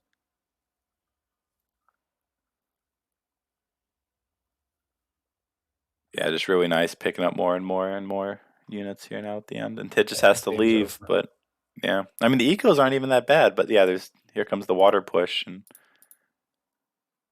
I mean shipping. What is this? Rod HP, rod pike HP. You got no rods and no pikes, and it's like seems like as soon as Lavendar wants, the water's just gonna be his. He just has to make maybe a frigate or two. He's gonna pull it back. Of Yeah, course maybe he is. you just train a frigate, you ship a frigate. Yeah. I've watched enough Dontent to know what to do in this situation on water. And the Dontent Bible says to ship a frig, train a frig. And yeah, there it is. There's the frig. But he's just gonna make a TC and make more fishing boats. And I mean the score gap's getting ridiculous at this point. And yeah, now Tit's gonna get pushed way off water. And Tit's trying to age, but it's gonna be a painful 90 seconds before that's in. I feel like as soon as you saw the three Vels, you just probably give it up and you move on to just playing lands fully. Yeah, I think you either gotta just ship coin and age, or you gotta say, all right, we're gonna go Muscos and H2, and it's somewhat similar to when you play Hoots, for example, and you train a couple of fishing boats and you see a 2 Vel shipment, you're like, all right, that's Doc, fine. goodbye. Well, because you don't ever want to play the canoe versus caravel game because that's never a win. But neither is playing 2 Vels worth 5 Vels. Like if you're being attacked by 2 Vels, then you can ship 2 Vels of your own and fight it. But if you're being attacked by 3 Vels, that means you also invested in training one, and then it's just like just sack it, just give it up. Well, 2 versus 3 is okay if you have your dock, right? But when you lose the 2 to 3 and he still got 2 and you got nothing, because at the end of the day, this was never going to be a close fight on water. No, he just doubled down on it, and he really shouldn't. So now you're doubled up in score. But he is hitting H3 and he's got 3 rods, so we shouldn't count him out just yet. He's aging with the Admiral of the Ocean Sea, so there's another caravel. That's a real XP donator at this point. And Lavendar. I have a question for you. Like, this game is probably over anyway. Well, it is over. So, watching this, who of our team do you think should play against Lavendar? Ooh. Because next week we'll be facing them. Yeah. Yikes, I don't know. I don't think you want to deal with that scary boat control. No, I think boat control's out of this world. Yeah. Maybe we just said Mini or something, Yeah. Him and Mini can have nice Noah games on land. That would be fun. I don't know. I think that half the fun of EPL is seeing who everyone plays every week. Like this is I think this is an interesting matchup on paper. I think both did pretty well in that Legacy tournament. I know Tit might have beaten you and then lost to Kaiserklein. I think Lavendar made it all the way to the quarterfinals before running into Mido. So yeah, Mido sorted them out. Yeah, and Kaiser sorted out Tit. So it's like you never really know because those two are semifinalists every tournament for the most part. But yeah, here comes the rod charge, and it's praying that Lavendar finds the delete key. Or yeah, exactly. That's the only real way. There's a nice rod pop again, and now some goons, but it's a lot of rods coming. But it's about 50 rods short. This game has been over for so long. All right. There we go. Okay. Yeah, I mean the res timeline. It was kind of close. I'm really impressed. Yeah, I mean it's also so funny. Like he plays port on a map where there's like no TP, no water, and then there's a water map, and he plays Germany. Yeah. Well, keeping everyone on their toes. You never know what you're gonna get with Lavendar here. But yeah, I mean, just the KD was insane, and then the water trades had to be pretty good too. So I've never played against this guy, and I didn't really watch the series between him and Tete, so I didn't really know what how he plays. But just from this game alone, it feels like he has quite some experience playing water. Yeah, which I mean, he's like an EP RE player, and that's not where. I mean, the new AOE, it's all about water and TCs and stuff, but he's been playing the water and TC game without playing much of the new AOE, it seems. So game 5, Colorado. It is 3-1 for the. What am I doing?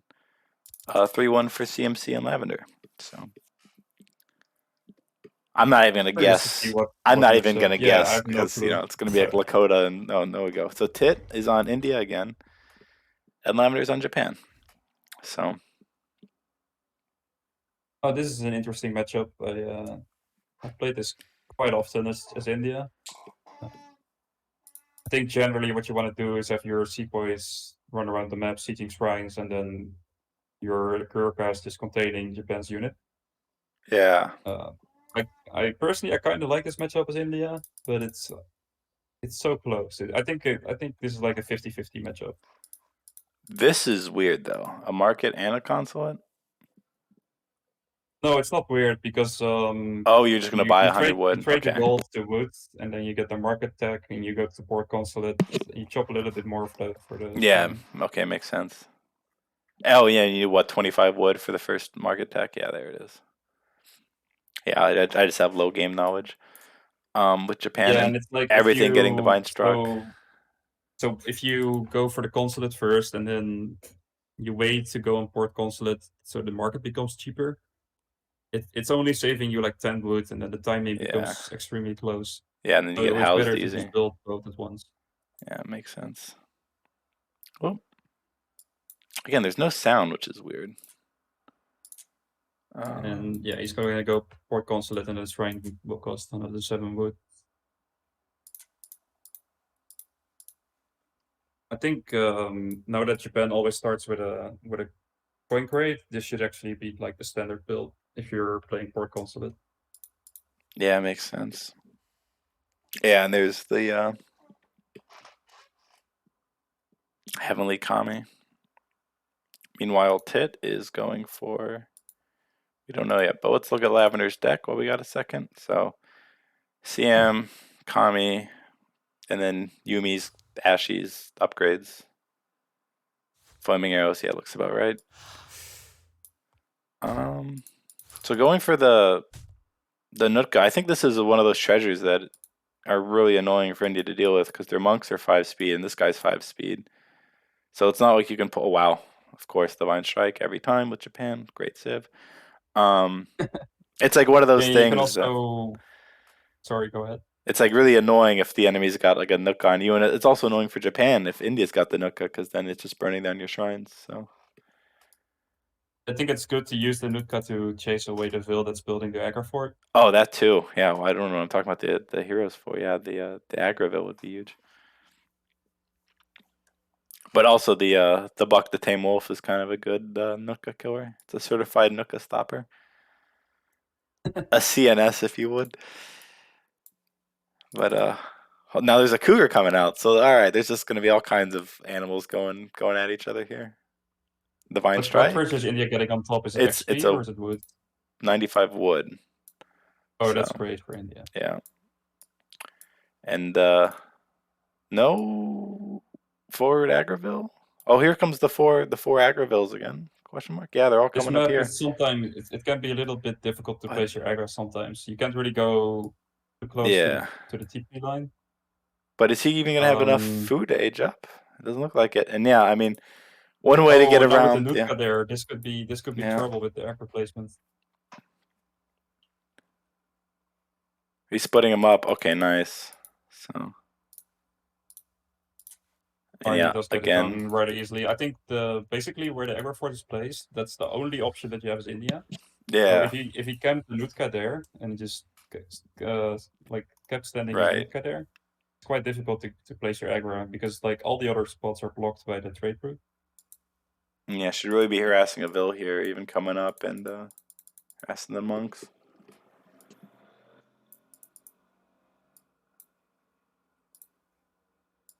So Lavendar's Cougar is just straight chilling. And now here comes the CNS, the Certified Nuka Stopper, Buck the Tame Wolf. But let's see how Japan responds to this. Where is this hunt? This hunt just walked away. That's annoying.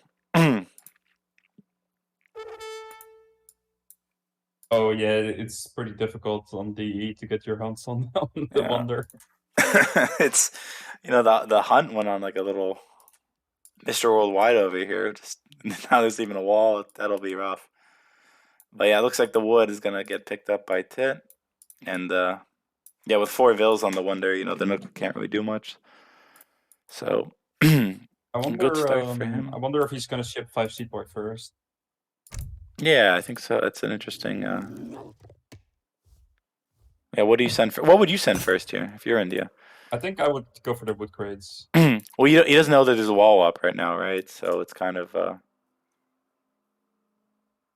you're doing it with partial information because he hasn't scouted Japan's base. But yeah, you could probably assume by the deck it's a Kami Toshugo build. I But think yeah, in this matchup you kind of need a TP as India. Otherwise, you kind of get out skill. So I like going wood crates to build a TP. oh nice. And so he's going with the wood crates and he's hurting a lot. So little cheeky Nook. But yeah, Lavender is looking like he's trying to find some hunts to already shrine the bottom pretty good. I think it would be And good if Tit picks up that XP treasure below his aggro fort. yeah. I mean that's like basically free, right? Yeah, you can just send your seapoys to help out. And Yeah, you got the 20 elephants HP here is pretty already. nice. Yeah. So personally, what I like to do in this situation is that I go like I just start trading Gurkha and then I ship 5 sepoy and then you just have 10 sepoys, 12 sepoys, seed shrines, and then you have the Gurkhas containing Japan. Yeah. But it looks like Tit prefers to trade more sepoys. Well, he's only got like what 7, right? So yeah, you gotta finish another batch to get to 12. And let's see what he's spending his wood on. So he's going market. He's going house. No trade post just yet.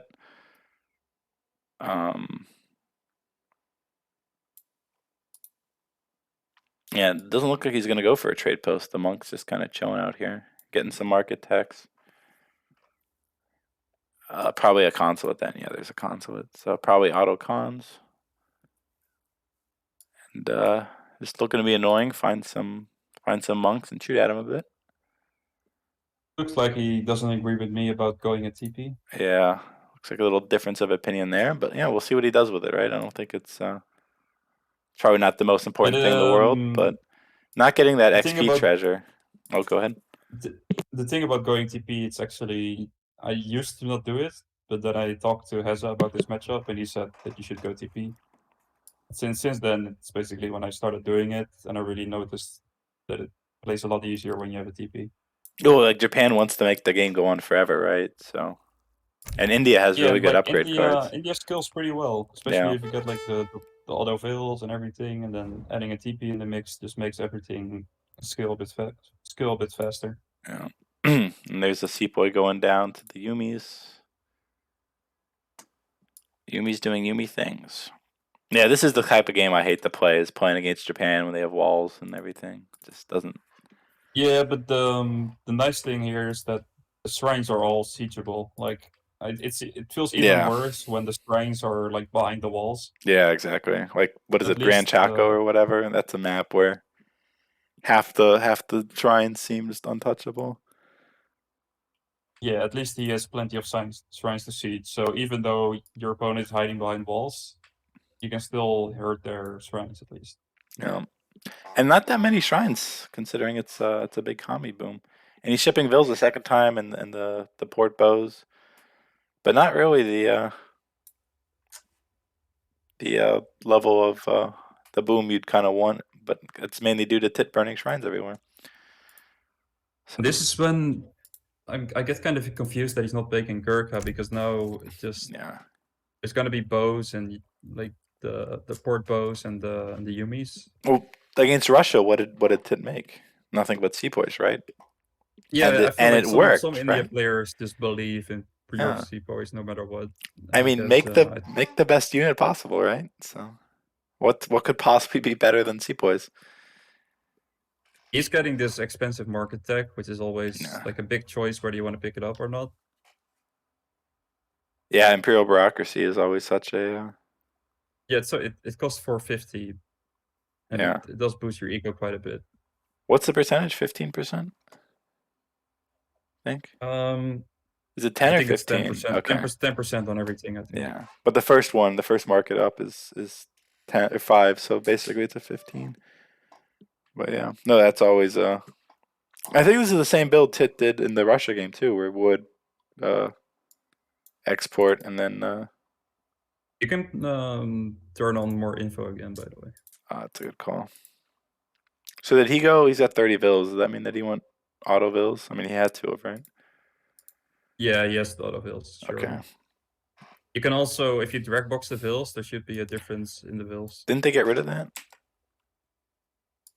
No, because you can get 103 vills with India if you. He's got 31 vills. I think they got rid of that for treaty reasons in like a recent-ish patch.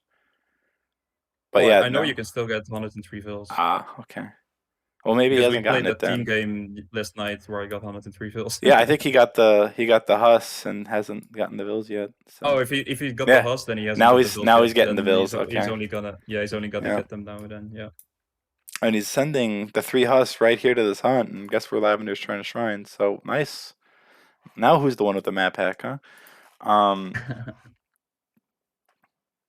I'll tell you, both these players have been really, really on point with. So can you switch to India for a second? Yeah.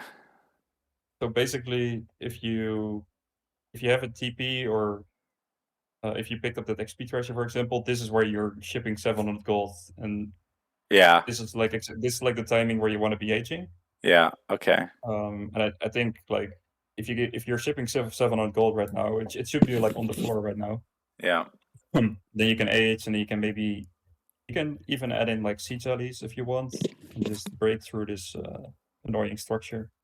Yeah, aging without the coin he's just feels just- bad. Yeah, so it's basically he's Which is what he's gonna try to having do. to gather everything now. And Yeah. if you instead you could also be spending 200 wood on a TP, and then you would be able to get it through a shipment instead. Meanwhile, Japan is aging with the Golden Pavilion, so even more Yumis. Great. But yeah, the Shrine Boom is kind of lacking. I gotta say, it's what's he at? 10 shrines That's right now. okay. Yeah. 130 is okay. Yeah. I think he shipped fills twice. So Yeah. So he's doing fine in eco. India's got the 2 the only trickles. struggle that he might have is that he's gonna end up having to ship orchards at some point. Okay, so you another. probably want to be you probably want to be sending an H3 shipment instead. Yeah, he's got like 4.5k food left, but Ted aging with the Tower of Victory, not the average wonder. For so I guess that means that he's gonna drop a second TC. yeah, probably with all that wood, because how else would you gonna spend it? Maybe make a Rax. He's making that now. Oh, never mind. Yeah, I think he still needs a Rax for his unit upgrades. Oh yeah, that could be it actually. Just going Rex and then tackling Yeah. both units. Well, he's not training maybe any bills right now, which is kind of interesting too.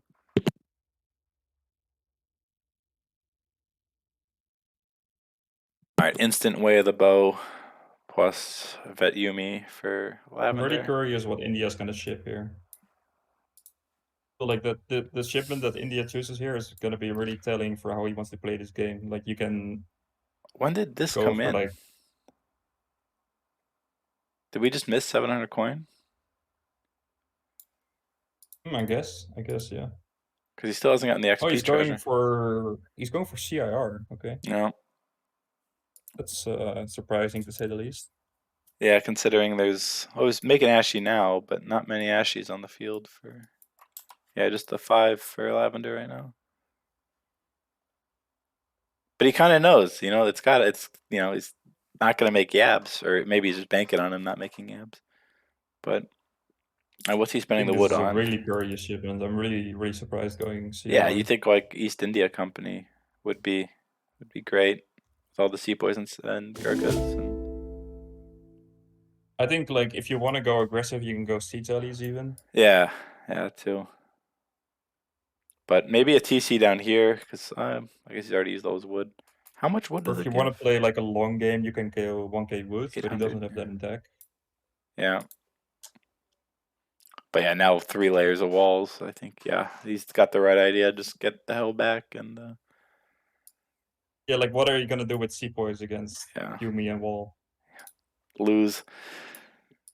And Lavender, hoping that the sepoys come. He's just waiting for him. That's Making a why in second this TC matchup, of his own. I usually don't go above 10 sepoy, just Yeah. because like, how do you kill Yumi? Oh, here come the siege always, but these two Gurkhas need to turn around. There they go. Does he have? Oh, he must have Iraqs. Yeah, so he's got disciplined sepoy, disciplined Gurkha. Yeah, just kind of poking around, looking for something to do. I feel like this could turn into a really long game. Yeah, this feels like 45 minutes of my time. I'm never gonna see again. Because I mean, like, how many units have died, right? Like 2, maybe. And we're at 14 minutes here, so. I mean, but hey, it's an important game for both of these. The difference between 4-1 and 3-2 is pretty big. So. Yeah, and I think both civs scale well. Like I know that Japan is really known for scaling well, but I think India also. You know, when you get this second TC boom going and stuff. Yeah. Just who can get more upgrades and be more. Oh, you gotta I watch did out end with up the going Siege siege allies, but he might end up losing one to Yumi. Yeah. No, well. I mean, the Yumis have the range advantage, so it just. Oh wow! Yeah, look at those Yumis. Whew. That was a really good trade for Lavendar there. I feel like he lost like 1 Yumi and killed 6 or so Gurkha. Make it. Yeah, so now that there are 6 Gurkha that died, he has like 6 Gurkha left with CIR. Yeah. 20. He's got 26, but half of them. He must have just done 8 Gurkha. No? He's just double pumping. But yeah, I feel like he needs maybe like a second TC down here. Or a third TC is what I mean. But, I mean, he's up in score, right? He's up in eco with the trickles. Maybe the shrines kind of bring it back. But I don't know. I don't know who's ahead. I think they're both kind of booming and kind of chilling. He's shipping 1k coin, which is interesting. But this is probably where Japan is having to ship the orchards now, I would imagine. Yeah, these are, wow, perfectly called there. They're both down to the last 100 food. So yeah, it's also, orchard he's time. a little bit late on it, which is gonna give him like a minute of awkwardness. Yeah, the shrine's already on food to make up for that. And yeah, the siege always knocking at the front door. Like you don't have your vills like walking around and stuff. So. Yeah, Yumi attacking though, awkward. so these Yumis are just beyond beefed. And this feels really shitty as Japan when you're when you feel like, oh, it's about to be the big fight, and then you have to ship orchards. It just sucks. Yeah, this could be 9 Yumis or something. But yeah, regardless, the Yumi's still trading amazingly. Other upgrades on them. Who needs more Yumis when you already have a massive 40 of them? And look at this, like a batch of 20. And yeah, Sepoy's just falling over. I feel like a broken record at this point, but I still think like all these Sepoys that are dying for nothing should just be like 20 more Gurkha instead. Yeah. Oh, and here come Petards. Ooh, what are they gonna do? I could definitely get a wonder here. It looks like Lavendar just doesn't. Yeah. Well, so goodbye, Big Shrine. Yeah. So what? That's Brit Cons, right? To get the. Oh, this guy's just going in the tank. And yeah, here come the two orchards. But yeah, like you said, it just feels bad when you're got no res. And the thing is, if Tit could somehow win here and then push onto these, then he's completely out of food again. And the shrining comes greatly to Crease losing the big shrine. So yeah, and these orchards are just like, look at the wood that he started stacking. You know, and, like it was so awkward not having like that minute of not being able to get her. Yeah, speaking of awkward though, shipping the 1k coin to stack 1k coin, and now getting, British East India Company, we've lost like, I don't know, 40 or so units. Doesn't feel good. Yeah, look at all the rest that he got. If he was just like pumping Gurkha from like a third racks, yeah. But it feels like he could have won. I think he could have won the game on the spot if he spent all his res and he made less sepoys. I think he could have won on the spot right away. And this is basically how I like to play my India. Somewhat similar. Ooh, going for a sour switch here, it looks like. Hmm. Uh-oh, You watch the think he's siege gonna go allies. H4? Like, he's not training much. Yeesh. Yeah, he really needs a third Rax or a. I guess he's going sours, but yeah, he needs another production facility. He's only using one of his TCs Yeah. too, and yeah, I mean, it just feels like this push isn't going to go his way. He could be on like 50 Gurkhas right now. And he's not choosing not to go for Yurumi. He's going for the Mahouts, which I know not your favorite. And now losing the elephants, so yeah, it doesn't feel good. And Japan goes right back into his base, and you know, he I think basically gets away with kind of a he really late just cherry believes in orchard. the Sepoy. Like, he's continuing to train Sepoy. Is he really? Yeah, you know, it's I don't see Japan making any Nagis anytime soon. So and the hunts, you know, this is the kind of point in the game where the hunts start to kind of run out, and it gets a little awkward for. Oh, here come Nagis. All right, so I'm kind of an idiot. But how is he going to defend his sea jellies? No. Oh, that would be huge if he ends up Yeah. losing them. Maybe he can pull track them to the Sepoys. No, it looks like Are they're going to there? be okay. Yeah. But he's also leaving his aggro a little bit exposed. But yeah, Lavendar coming around to mess around up top. He's just continuing to stack res to the point where it's like, are you going H4 or not? Yeah, oh, it looks like now he basically is. Oh, no, okay. All right, spoke too soon. But he's max And he's pop. sitting on max pop, Yeah, so you might as well just go 4 here. God, these Sepoys. I mean, Sepoy Mahout is great against India, but it's not good against Yumi Wall. And again, he gets to max pop and then make train sours. And it's like I don't think sours. I feel like work too well. Sepoys is just a state of mind or something. Like, I Yeah, would yeah, never play this way, but some people they just live or die by the Sepoy, you know? yeah. Well, it's like if you take one nap against the Sepoys and they get into up in your face, like right here, like Lavendar, he notices it and he pulls back, right? But if he doesn't, you know, then he's oh, and here the pathing with the trees. It looks like the Sepoys might get a decent trade, but then still a good volley there, but it's like the cleanup that you want with Sepoys. I think Titus just kind of feels like, well, I'm 200 pop, so let's just keep on trading units and Yeah, keep on being 200 pop. and now Japan's And out of Japan is coin. actually housed, and he Yeah, is kind of panic building shrines onto nothing. yeah. But here's the Mahout and the Sours. Just I don't even know what they're doing back here. And he kind of like makes the mass Sepoy kind of okay because he keeps making Nagis now. It's like the only way you make having 35 Sepoys good is by trading 15 Nagis. Yeah, I think you should just go like a Yeah. billion Yumis. Yeah, I mean, how does Tit kill Yumis with Sepoys? It's really really an Yeah, and uphill then battle. like Mahouts will just die to Yumi, Yeah, and Thors as well. They will also just die to Yumi. And if you go full Yumi against Sepoy Gurkha, I think you just have a better army that way. where are those sea jellies at? Did they die? No, they're over here burning a useless shrine. But yeah, So I these. think Japan is out of a gold mine. Yeah, Annoying for him. and the he's down to like what 4K food, so he's already burned through half of his. Yeah, so he decides to ship him here Yeah, instead of getting into that awkward minute again.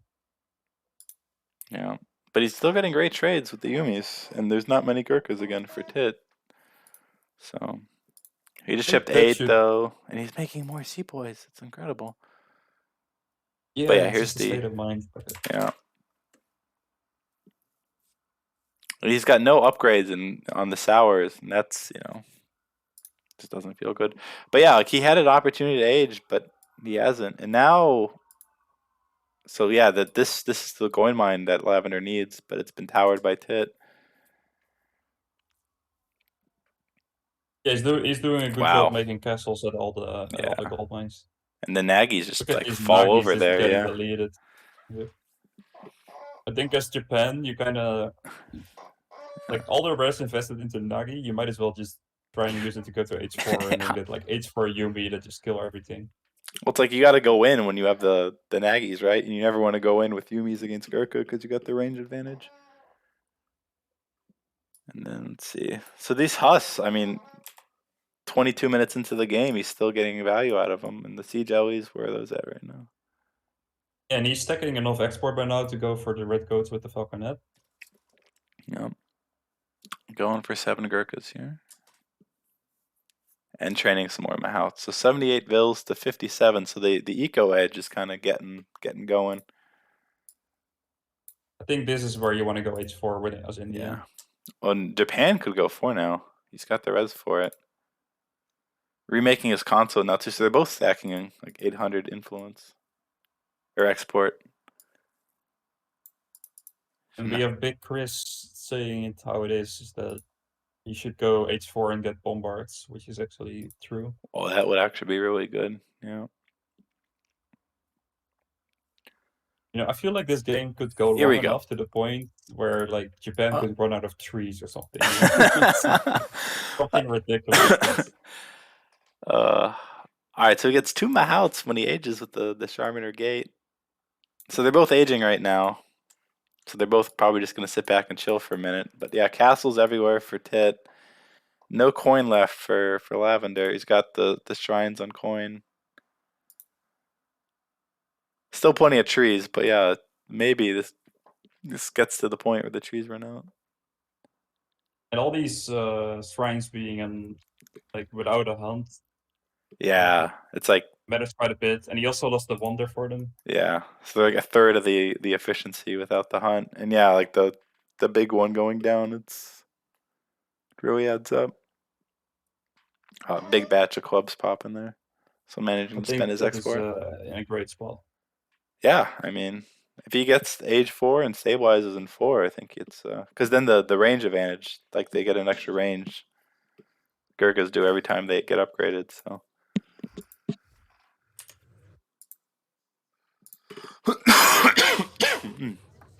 Is he gonna lose the game? No, probably not. Yeah, no. I think he pulls it back just in time.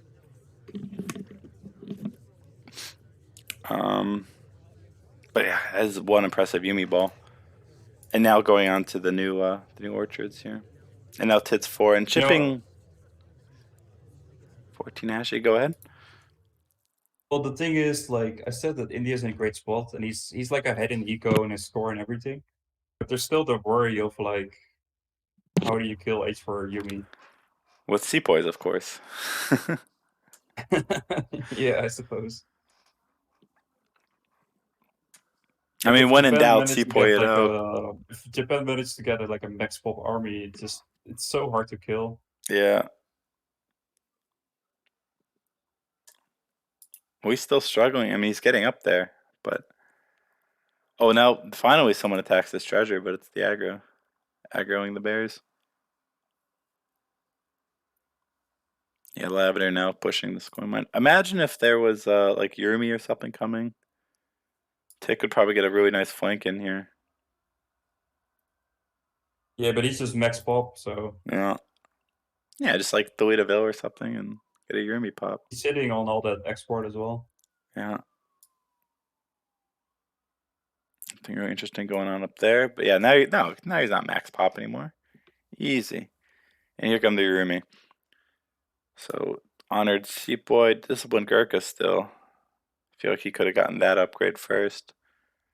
But I mean, Sepoy is love, Sepoy is life. Sepoy. Yeah. Yeah. You just don't understand. No, I wouldn't. I'm not a. I mean, the semi-FF gang gets all the media attention, but I think Sepoy gang is, really the prominent AoE3 cult. And actually a decent job, I should say, by the Mahals killing Yumis there. Yeah, but I feel like the Yumis are going to be remassed so easily. Yeah. And here comes the Yurumi pop. What wonders does he have? Does he have the... No, so no ceasefire, but he does have inspiration. Yeah. I think the Yurumis will not get much done, I think. No, I don't think so either. He needs to like sneak him up. I don't know. He's ahead in this game, but I feel like Japan is going to win it eventually. Yeah, Musk Skirm does pretty well against muskets, and Skirm do pretty well against Musk Skirm. So Yorumis are great units in like small amount of unit engagements, but when it gets to these sort of bigger groups, they sort of just die usually. Yeah. Yeah, for sure. And yeah, just more and more sepoys coming in, and more Yumi coming to counter him. There's a couple like there's a couple of units like that, like I don't know, maybe Dobbs or Yorumis or like all of these sort of units where if there's like small trades, 20 units or so, they're so insane. Yeah. But against bigger messes, they just disappear. Yeah, like rifle riders feel the same way, and like the early fortress, they feel good, and then like late fortress, it just and It's the useless, yeah. score gap is closed a bit. I feel like Tid has just been trading so poorly with the sepoys and the lack of Gurkhas that Yeah, it just like the yeah, score doesn't matter. Like you could have like double yeah. eco, but if you can't kill an army, then But Lavender's getting further and further from his walls. and I'm getting like somewhat tilted watching this game because I feel like India could have Yeah. won so easily. Yeah. Well, that's for Prince to be yelling at Tit about. Remember, he traded for Tit, traded April for Tit, and yeah, here come the Ashy raids. So now it gets really fun for India.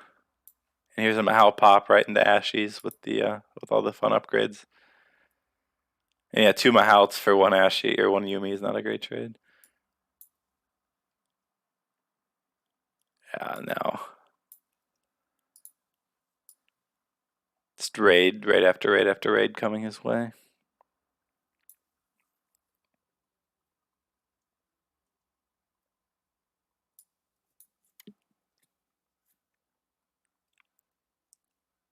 I don't know what that means, but that's interesting. This is actually game 5, Mido. He just didn't Yeah. update Oh, the score. let me do that real quick. Just randomly in the game. What is it? 3-1, right? Yeah, Yeah, looks 3-1 like it's gonna Lavender. be a 4-1. Yeah, this is Japan in its element. Late game walls against no walls. Just stacking more upgrades. Just got Ashy attack in. Like the score would tell you that it's even, but it's really not. Oh.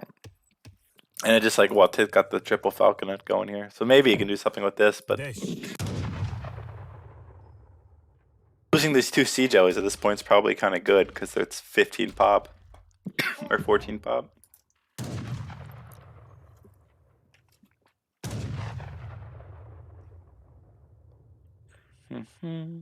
And yeah, now pushing the aggro, more raids everywhere. Oh geez. So I mean, it's still 79 bills to 75, but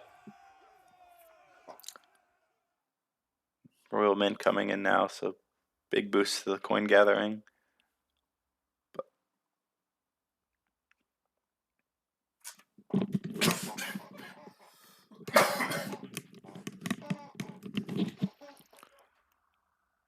Calling minutes here. But yeah, just raids constantly in his base. Yeah, and it's like I already felt like Japan was probably winning when he was 10k score down, and now it's actually up in score. Like you can just see the game shifting more and more towards Japan. God, this guy's such a Chad 44 attack. Yeah, calling more Haas, but just whoop, deleted.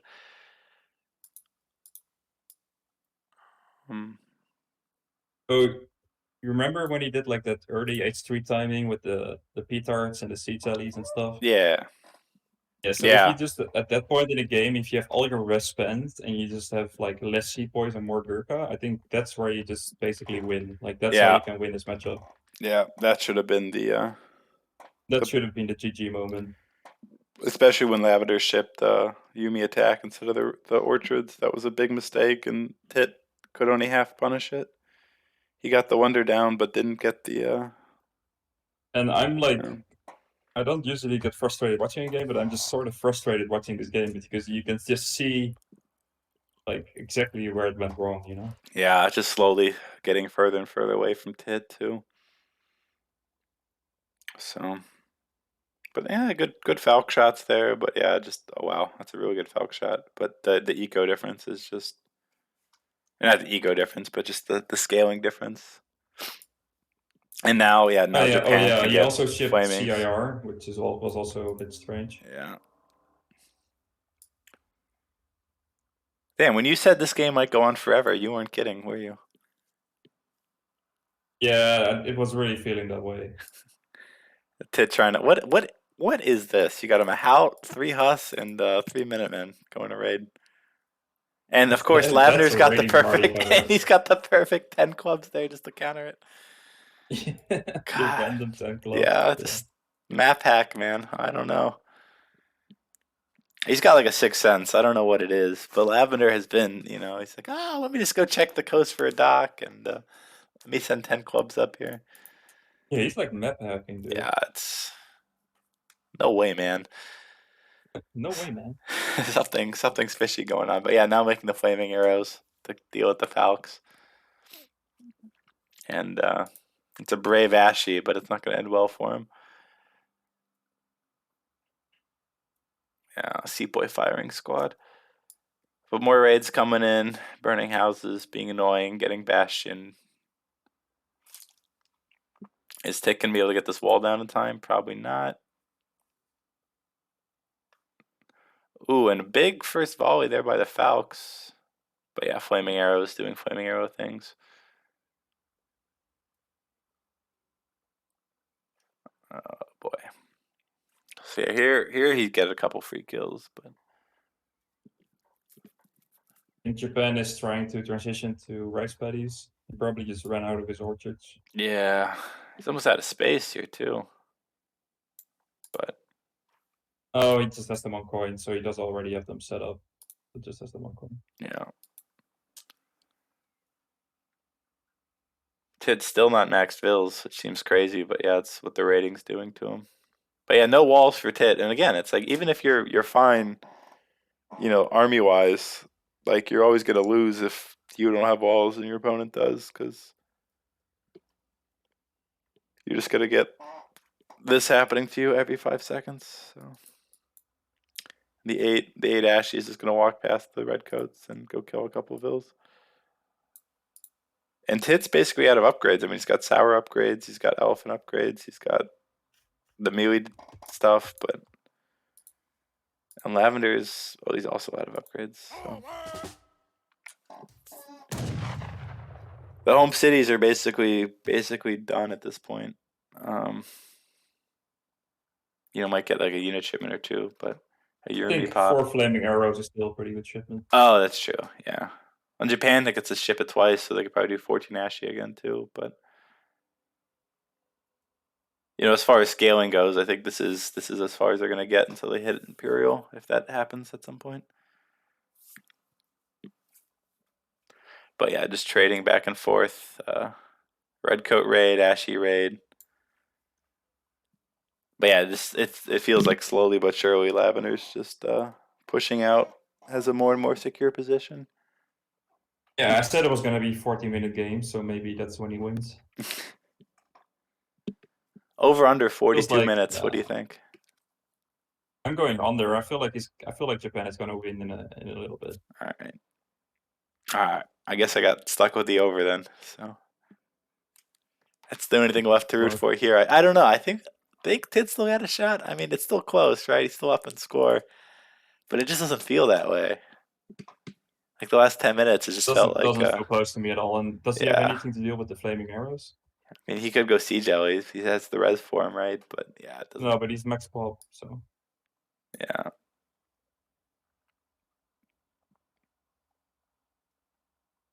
Oh, and here come the sepoys in melee, and the redcoats in the back. Getting on the diagonal, that's pretty nice. Oh, the flaming arrows are like dancing around. Yeah. So maybe the one-way tickets back into this game is by Japan making flaming arrows. Just because Yumis will trade so well against sepoys, but sepoys can just walk up and right-click flaming arrows. And all of a sudden, it's like, where'd the Yumi mask go? It's gone. I mean, might actually run out of trees. I mean, the shrines are on coin, so they're not. I mean, am I just like predicting everything right this Yeah. game? Or what? Did you watch this beforehand? Like, what's going on here? He did just get off the Japan Consulate to go super late game, like quickly getting the bank and the church and the arsenal from the Dutch. That's sneaky.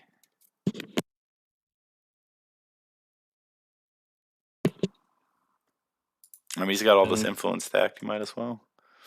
personally, I kind of like getting the Oh, that was the men's Sapphire, wasn't it? faster infantry chaining from the church. It's pretty nice, I think. Yeah, it's pretty big for Japan. Yeah, and look, there it is, the triple threat. Because both the natives on this map are Comanche, right? Yeah. Which they have cheaper upgrades, faster cav and cav HP. Yeah. So nothing super useful for either of these civs. Maybe cheaper upgrades if you go Imperial, but that's not that important.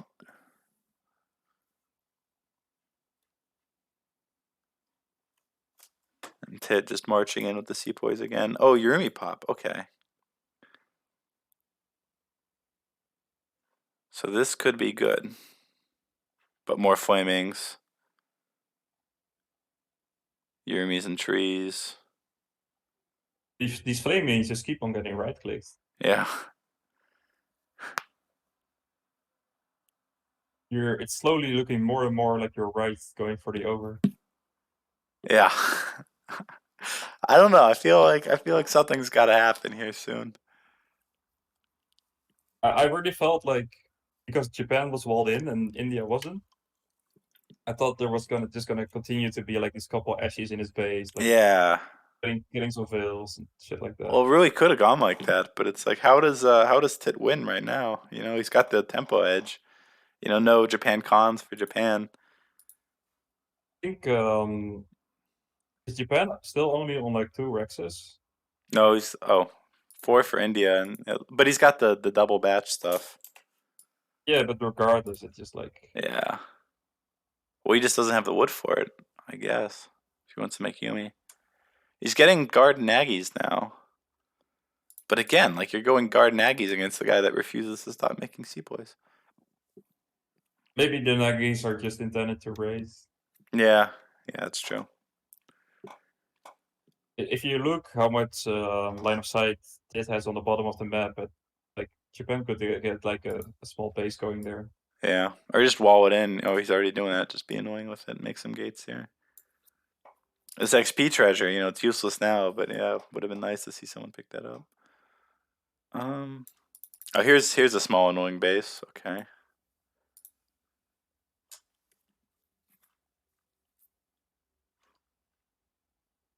All right, so yeah, Yumis are just incredible. But see, yeah, now Gurkha have the same range as Yumis. Both at 20 here. Oh, the Shogun actually coming in. So that's gonna be another upgrade, buffing the attack. So really nicely done there. No, I don't think it works that way. I think it's like either the daimyo or the shogun buff it. I don't think they can both buff at the same time. Oh, really? Okay. At least I think so. It's Japan, so I don't know why they do it like that. I think you just give them as Yeah, many I think upgrades it's as just one possible. buff. Nah, it's Japan, dude. You kidding me? Like, look how many upgrades are on these units. Like, what is this? Can you click on a Yumi to? Yeah. So 35 check the stats attack. Well, curve? they're not in daimyo range, so. Yeah, so we can see what happens. So yeah, so 35 and 165. And then here comes so there's this guy. Let's see what we got. 525 and 46.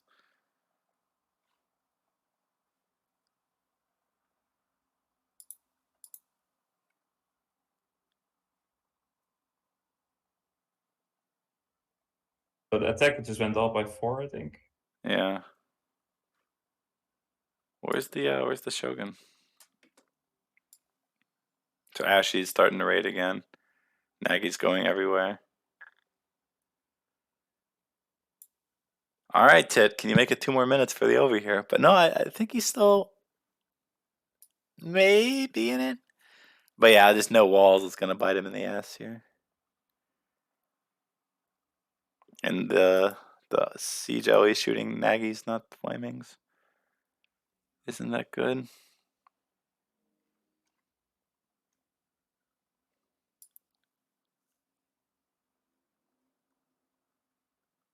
Yeah, now the raids are just getting starting to be everywhere. Yeah, even walling it up here. Now Tit's walling, but you know it's kind of that's an ugly wall. But it Maybe seems it's like time it's to sign these guys up for the 3D tournament. yeah, right. Time to treaty 3, Tit and Lavendar. Oh man. So according to Daniel, it's the one of them buffs the HP and one of them buffs the attack in Yeah. terms of the Daimyo and the Shogun. Right, but they both work, right? Yeah, so he's saying that the Yeah, Daimyo yeah. both then does the attack and then the Shogun is doing the HP at the same time. Yeah, okay. That's what I But thought. I didn't know that. It's Japan, dude. The scaling just gets out of control. I'm surprised, like for every mill upgrade, you don't get an extra like 2 attack on Yumi's or something. Oh, 2 siege always deleted. All right, here come the bombards. Now it's party time. And there go the 2 bombards. It was a quick party. It was a quick fiesta. Shit happens when you party. Bombards were out getting fucked up last night. Got into the stash of chilies. Here's a big shot. Here's another big shot. Let's get some Yumis. Come on.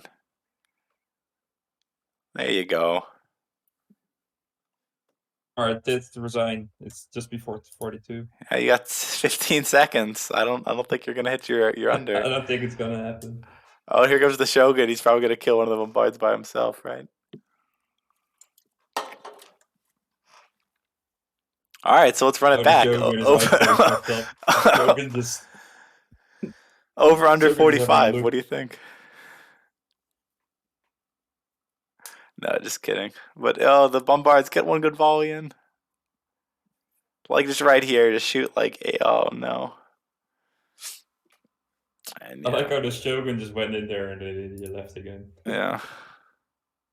But yeah, now Tit's down to 71 vills, and you know, live by the sepoy, die by the sepoy. Let's get it.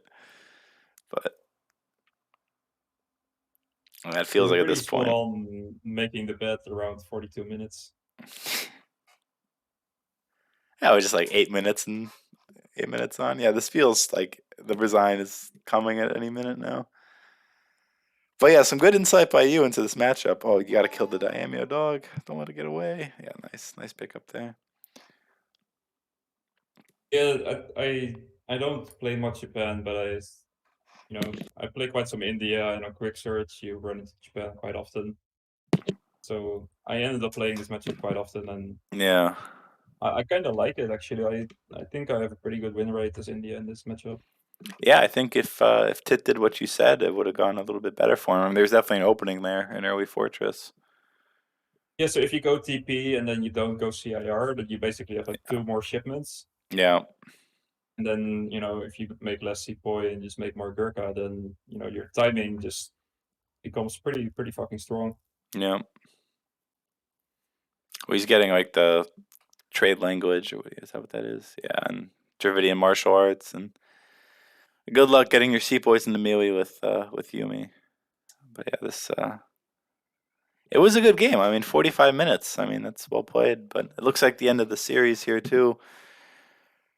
So Yeah, and it feels so bad to lose 4-1. yeah, That's like the downside of playing this league thing. You're not playing just for yourself, you're playing for a team, and then when you lose yeah, like that, like you have to tell your team that you went 4-1. yeah. Like if you lose 4-0, it's like all right, whatever. I'm out. Who cares, right? But yeah, it's like you gotta play next week, and then like if you lose again the next week, it's just like oh no. But here comes inspiration. All right, last Sepoy right quick. Here we go. Like for example, when I played April and then I was down 2-0, you feel some pressure to your team that you're like, oh god, I really don't want a 5-0, Yeah. All right. So thank God that game's over, huh? I want to I see how think- many sepoys he made. It's probably his most made unit, right? 283. But If you he's make going to, yeah, 283 like against 308 Yumis, that's never going to end well. yeah, but you made 283 sepoy against like 20 Nagis. Yeah. Just fucking make her. Yeah, well ahead in eco, well ahead in export. Yeah. I mean, export is just export is basically just eco, right. because you're always leaving it on 0%. So Well, all right. Well, this so was a really frustrating game. India should have won. yeah. So that makes the score 4-3 for Lavendar, and it makes the score 7-3 for CMC. So CMC looks to be in a good spot right now. Yeah, this is I think Kevin against Som going 3-2 wasn't even that great of a result for them. Yeah. But this one definitely is. Yeah. So No, what are the other matchups that they got? I think they. Oh, let's go hop on the old. It's probably Samwise against Escalating, which just sounds really rough for Sam. Yeah, that should be a win for the Boomers and Kaiser Klein. Let's see, it's Ezad Lucas. So Ezad CMC, Lucas is Boomers. I think Lucas should win that one, but that's another one. Oh, that you're could really? go I think Ezad should win. and then the last one because is yeah. Go ahead. No, but because like for example, I won against Lucas, and I think Ezad is probably a bit better than me. I think it's So a matchup thing, but where it's yeah. I don't know. If I had to guess, I would say Ezad wins. I think it's close though. I think that's one that could go like 3-2 either way. Wouldn't be surprised. And then the only Baus I am Turk, which is another interesting one. So that one is really hard to call. So it's what 7-3 for CMC now, but I think the other ones are. The Boomers have a chance to make up the points in the last 3 matchups. So. Yeah, I think Kaiser is probably gonna go like 4-1 against Sam. I think. Yeah, and then right then it's a 8-7 series again. So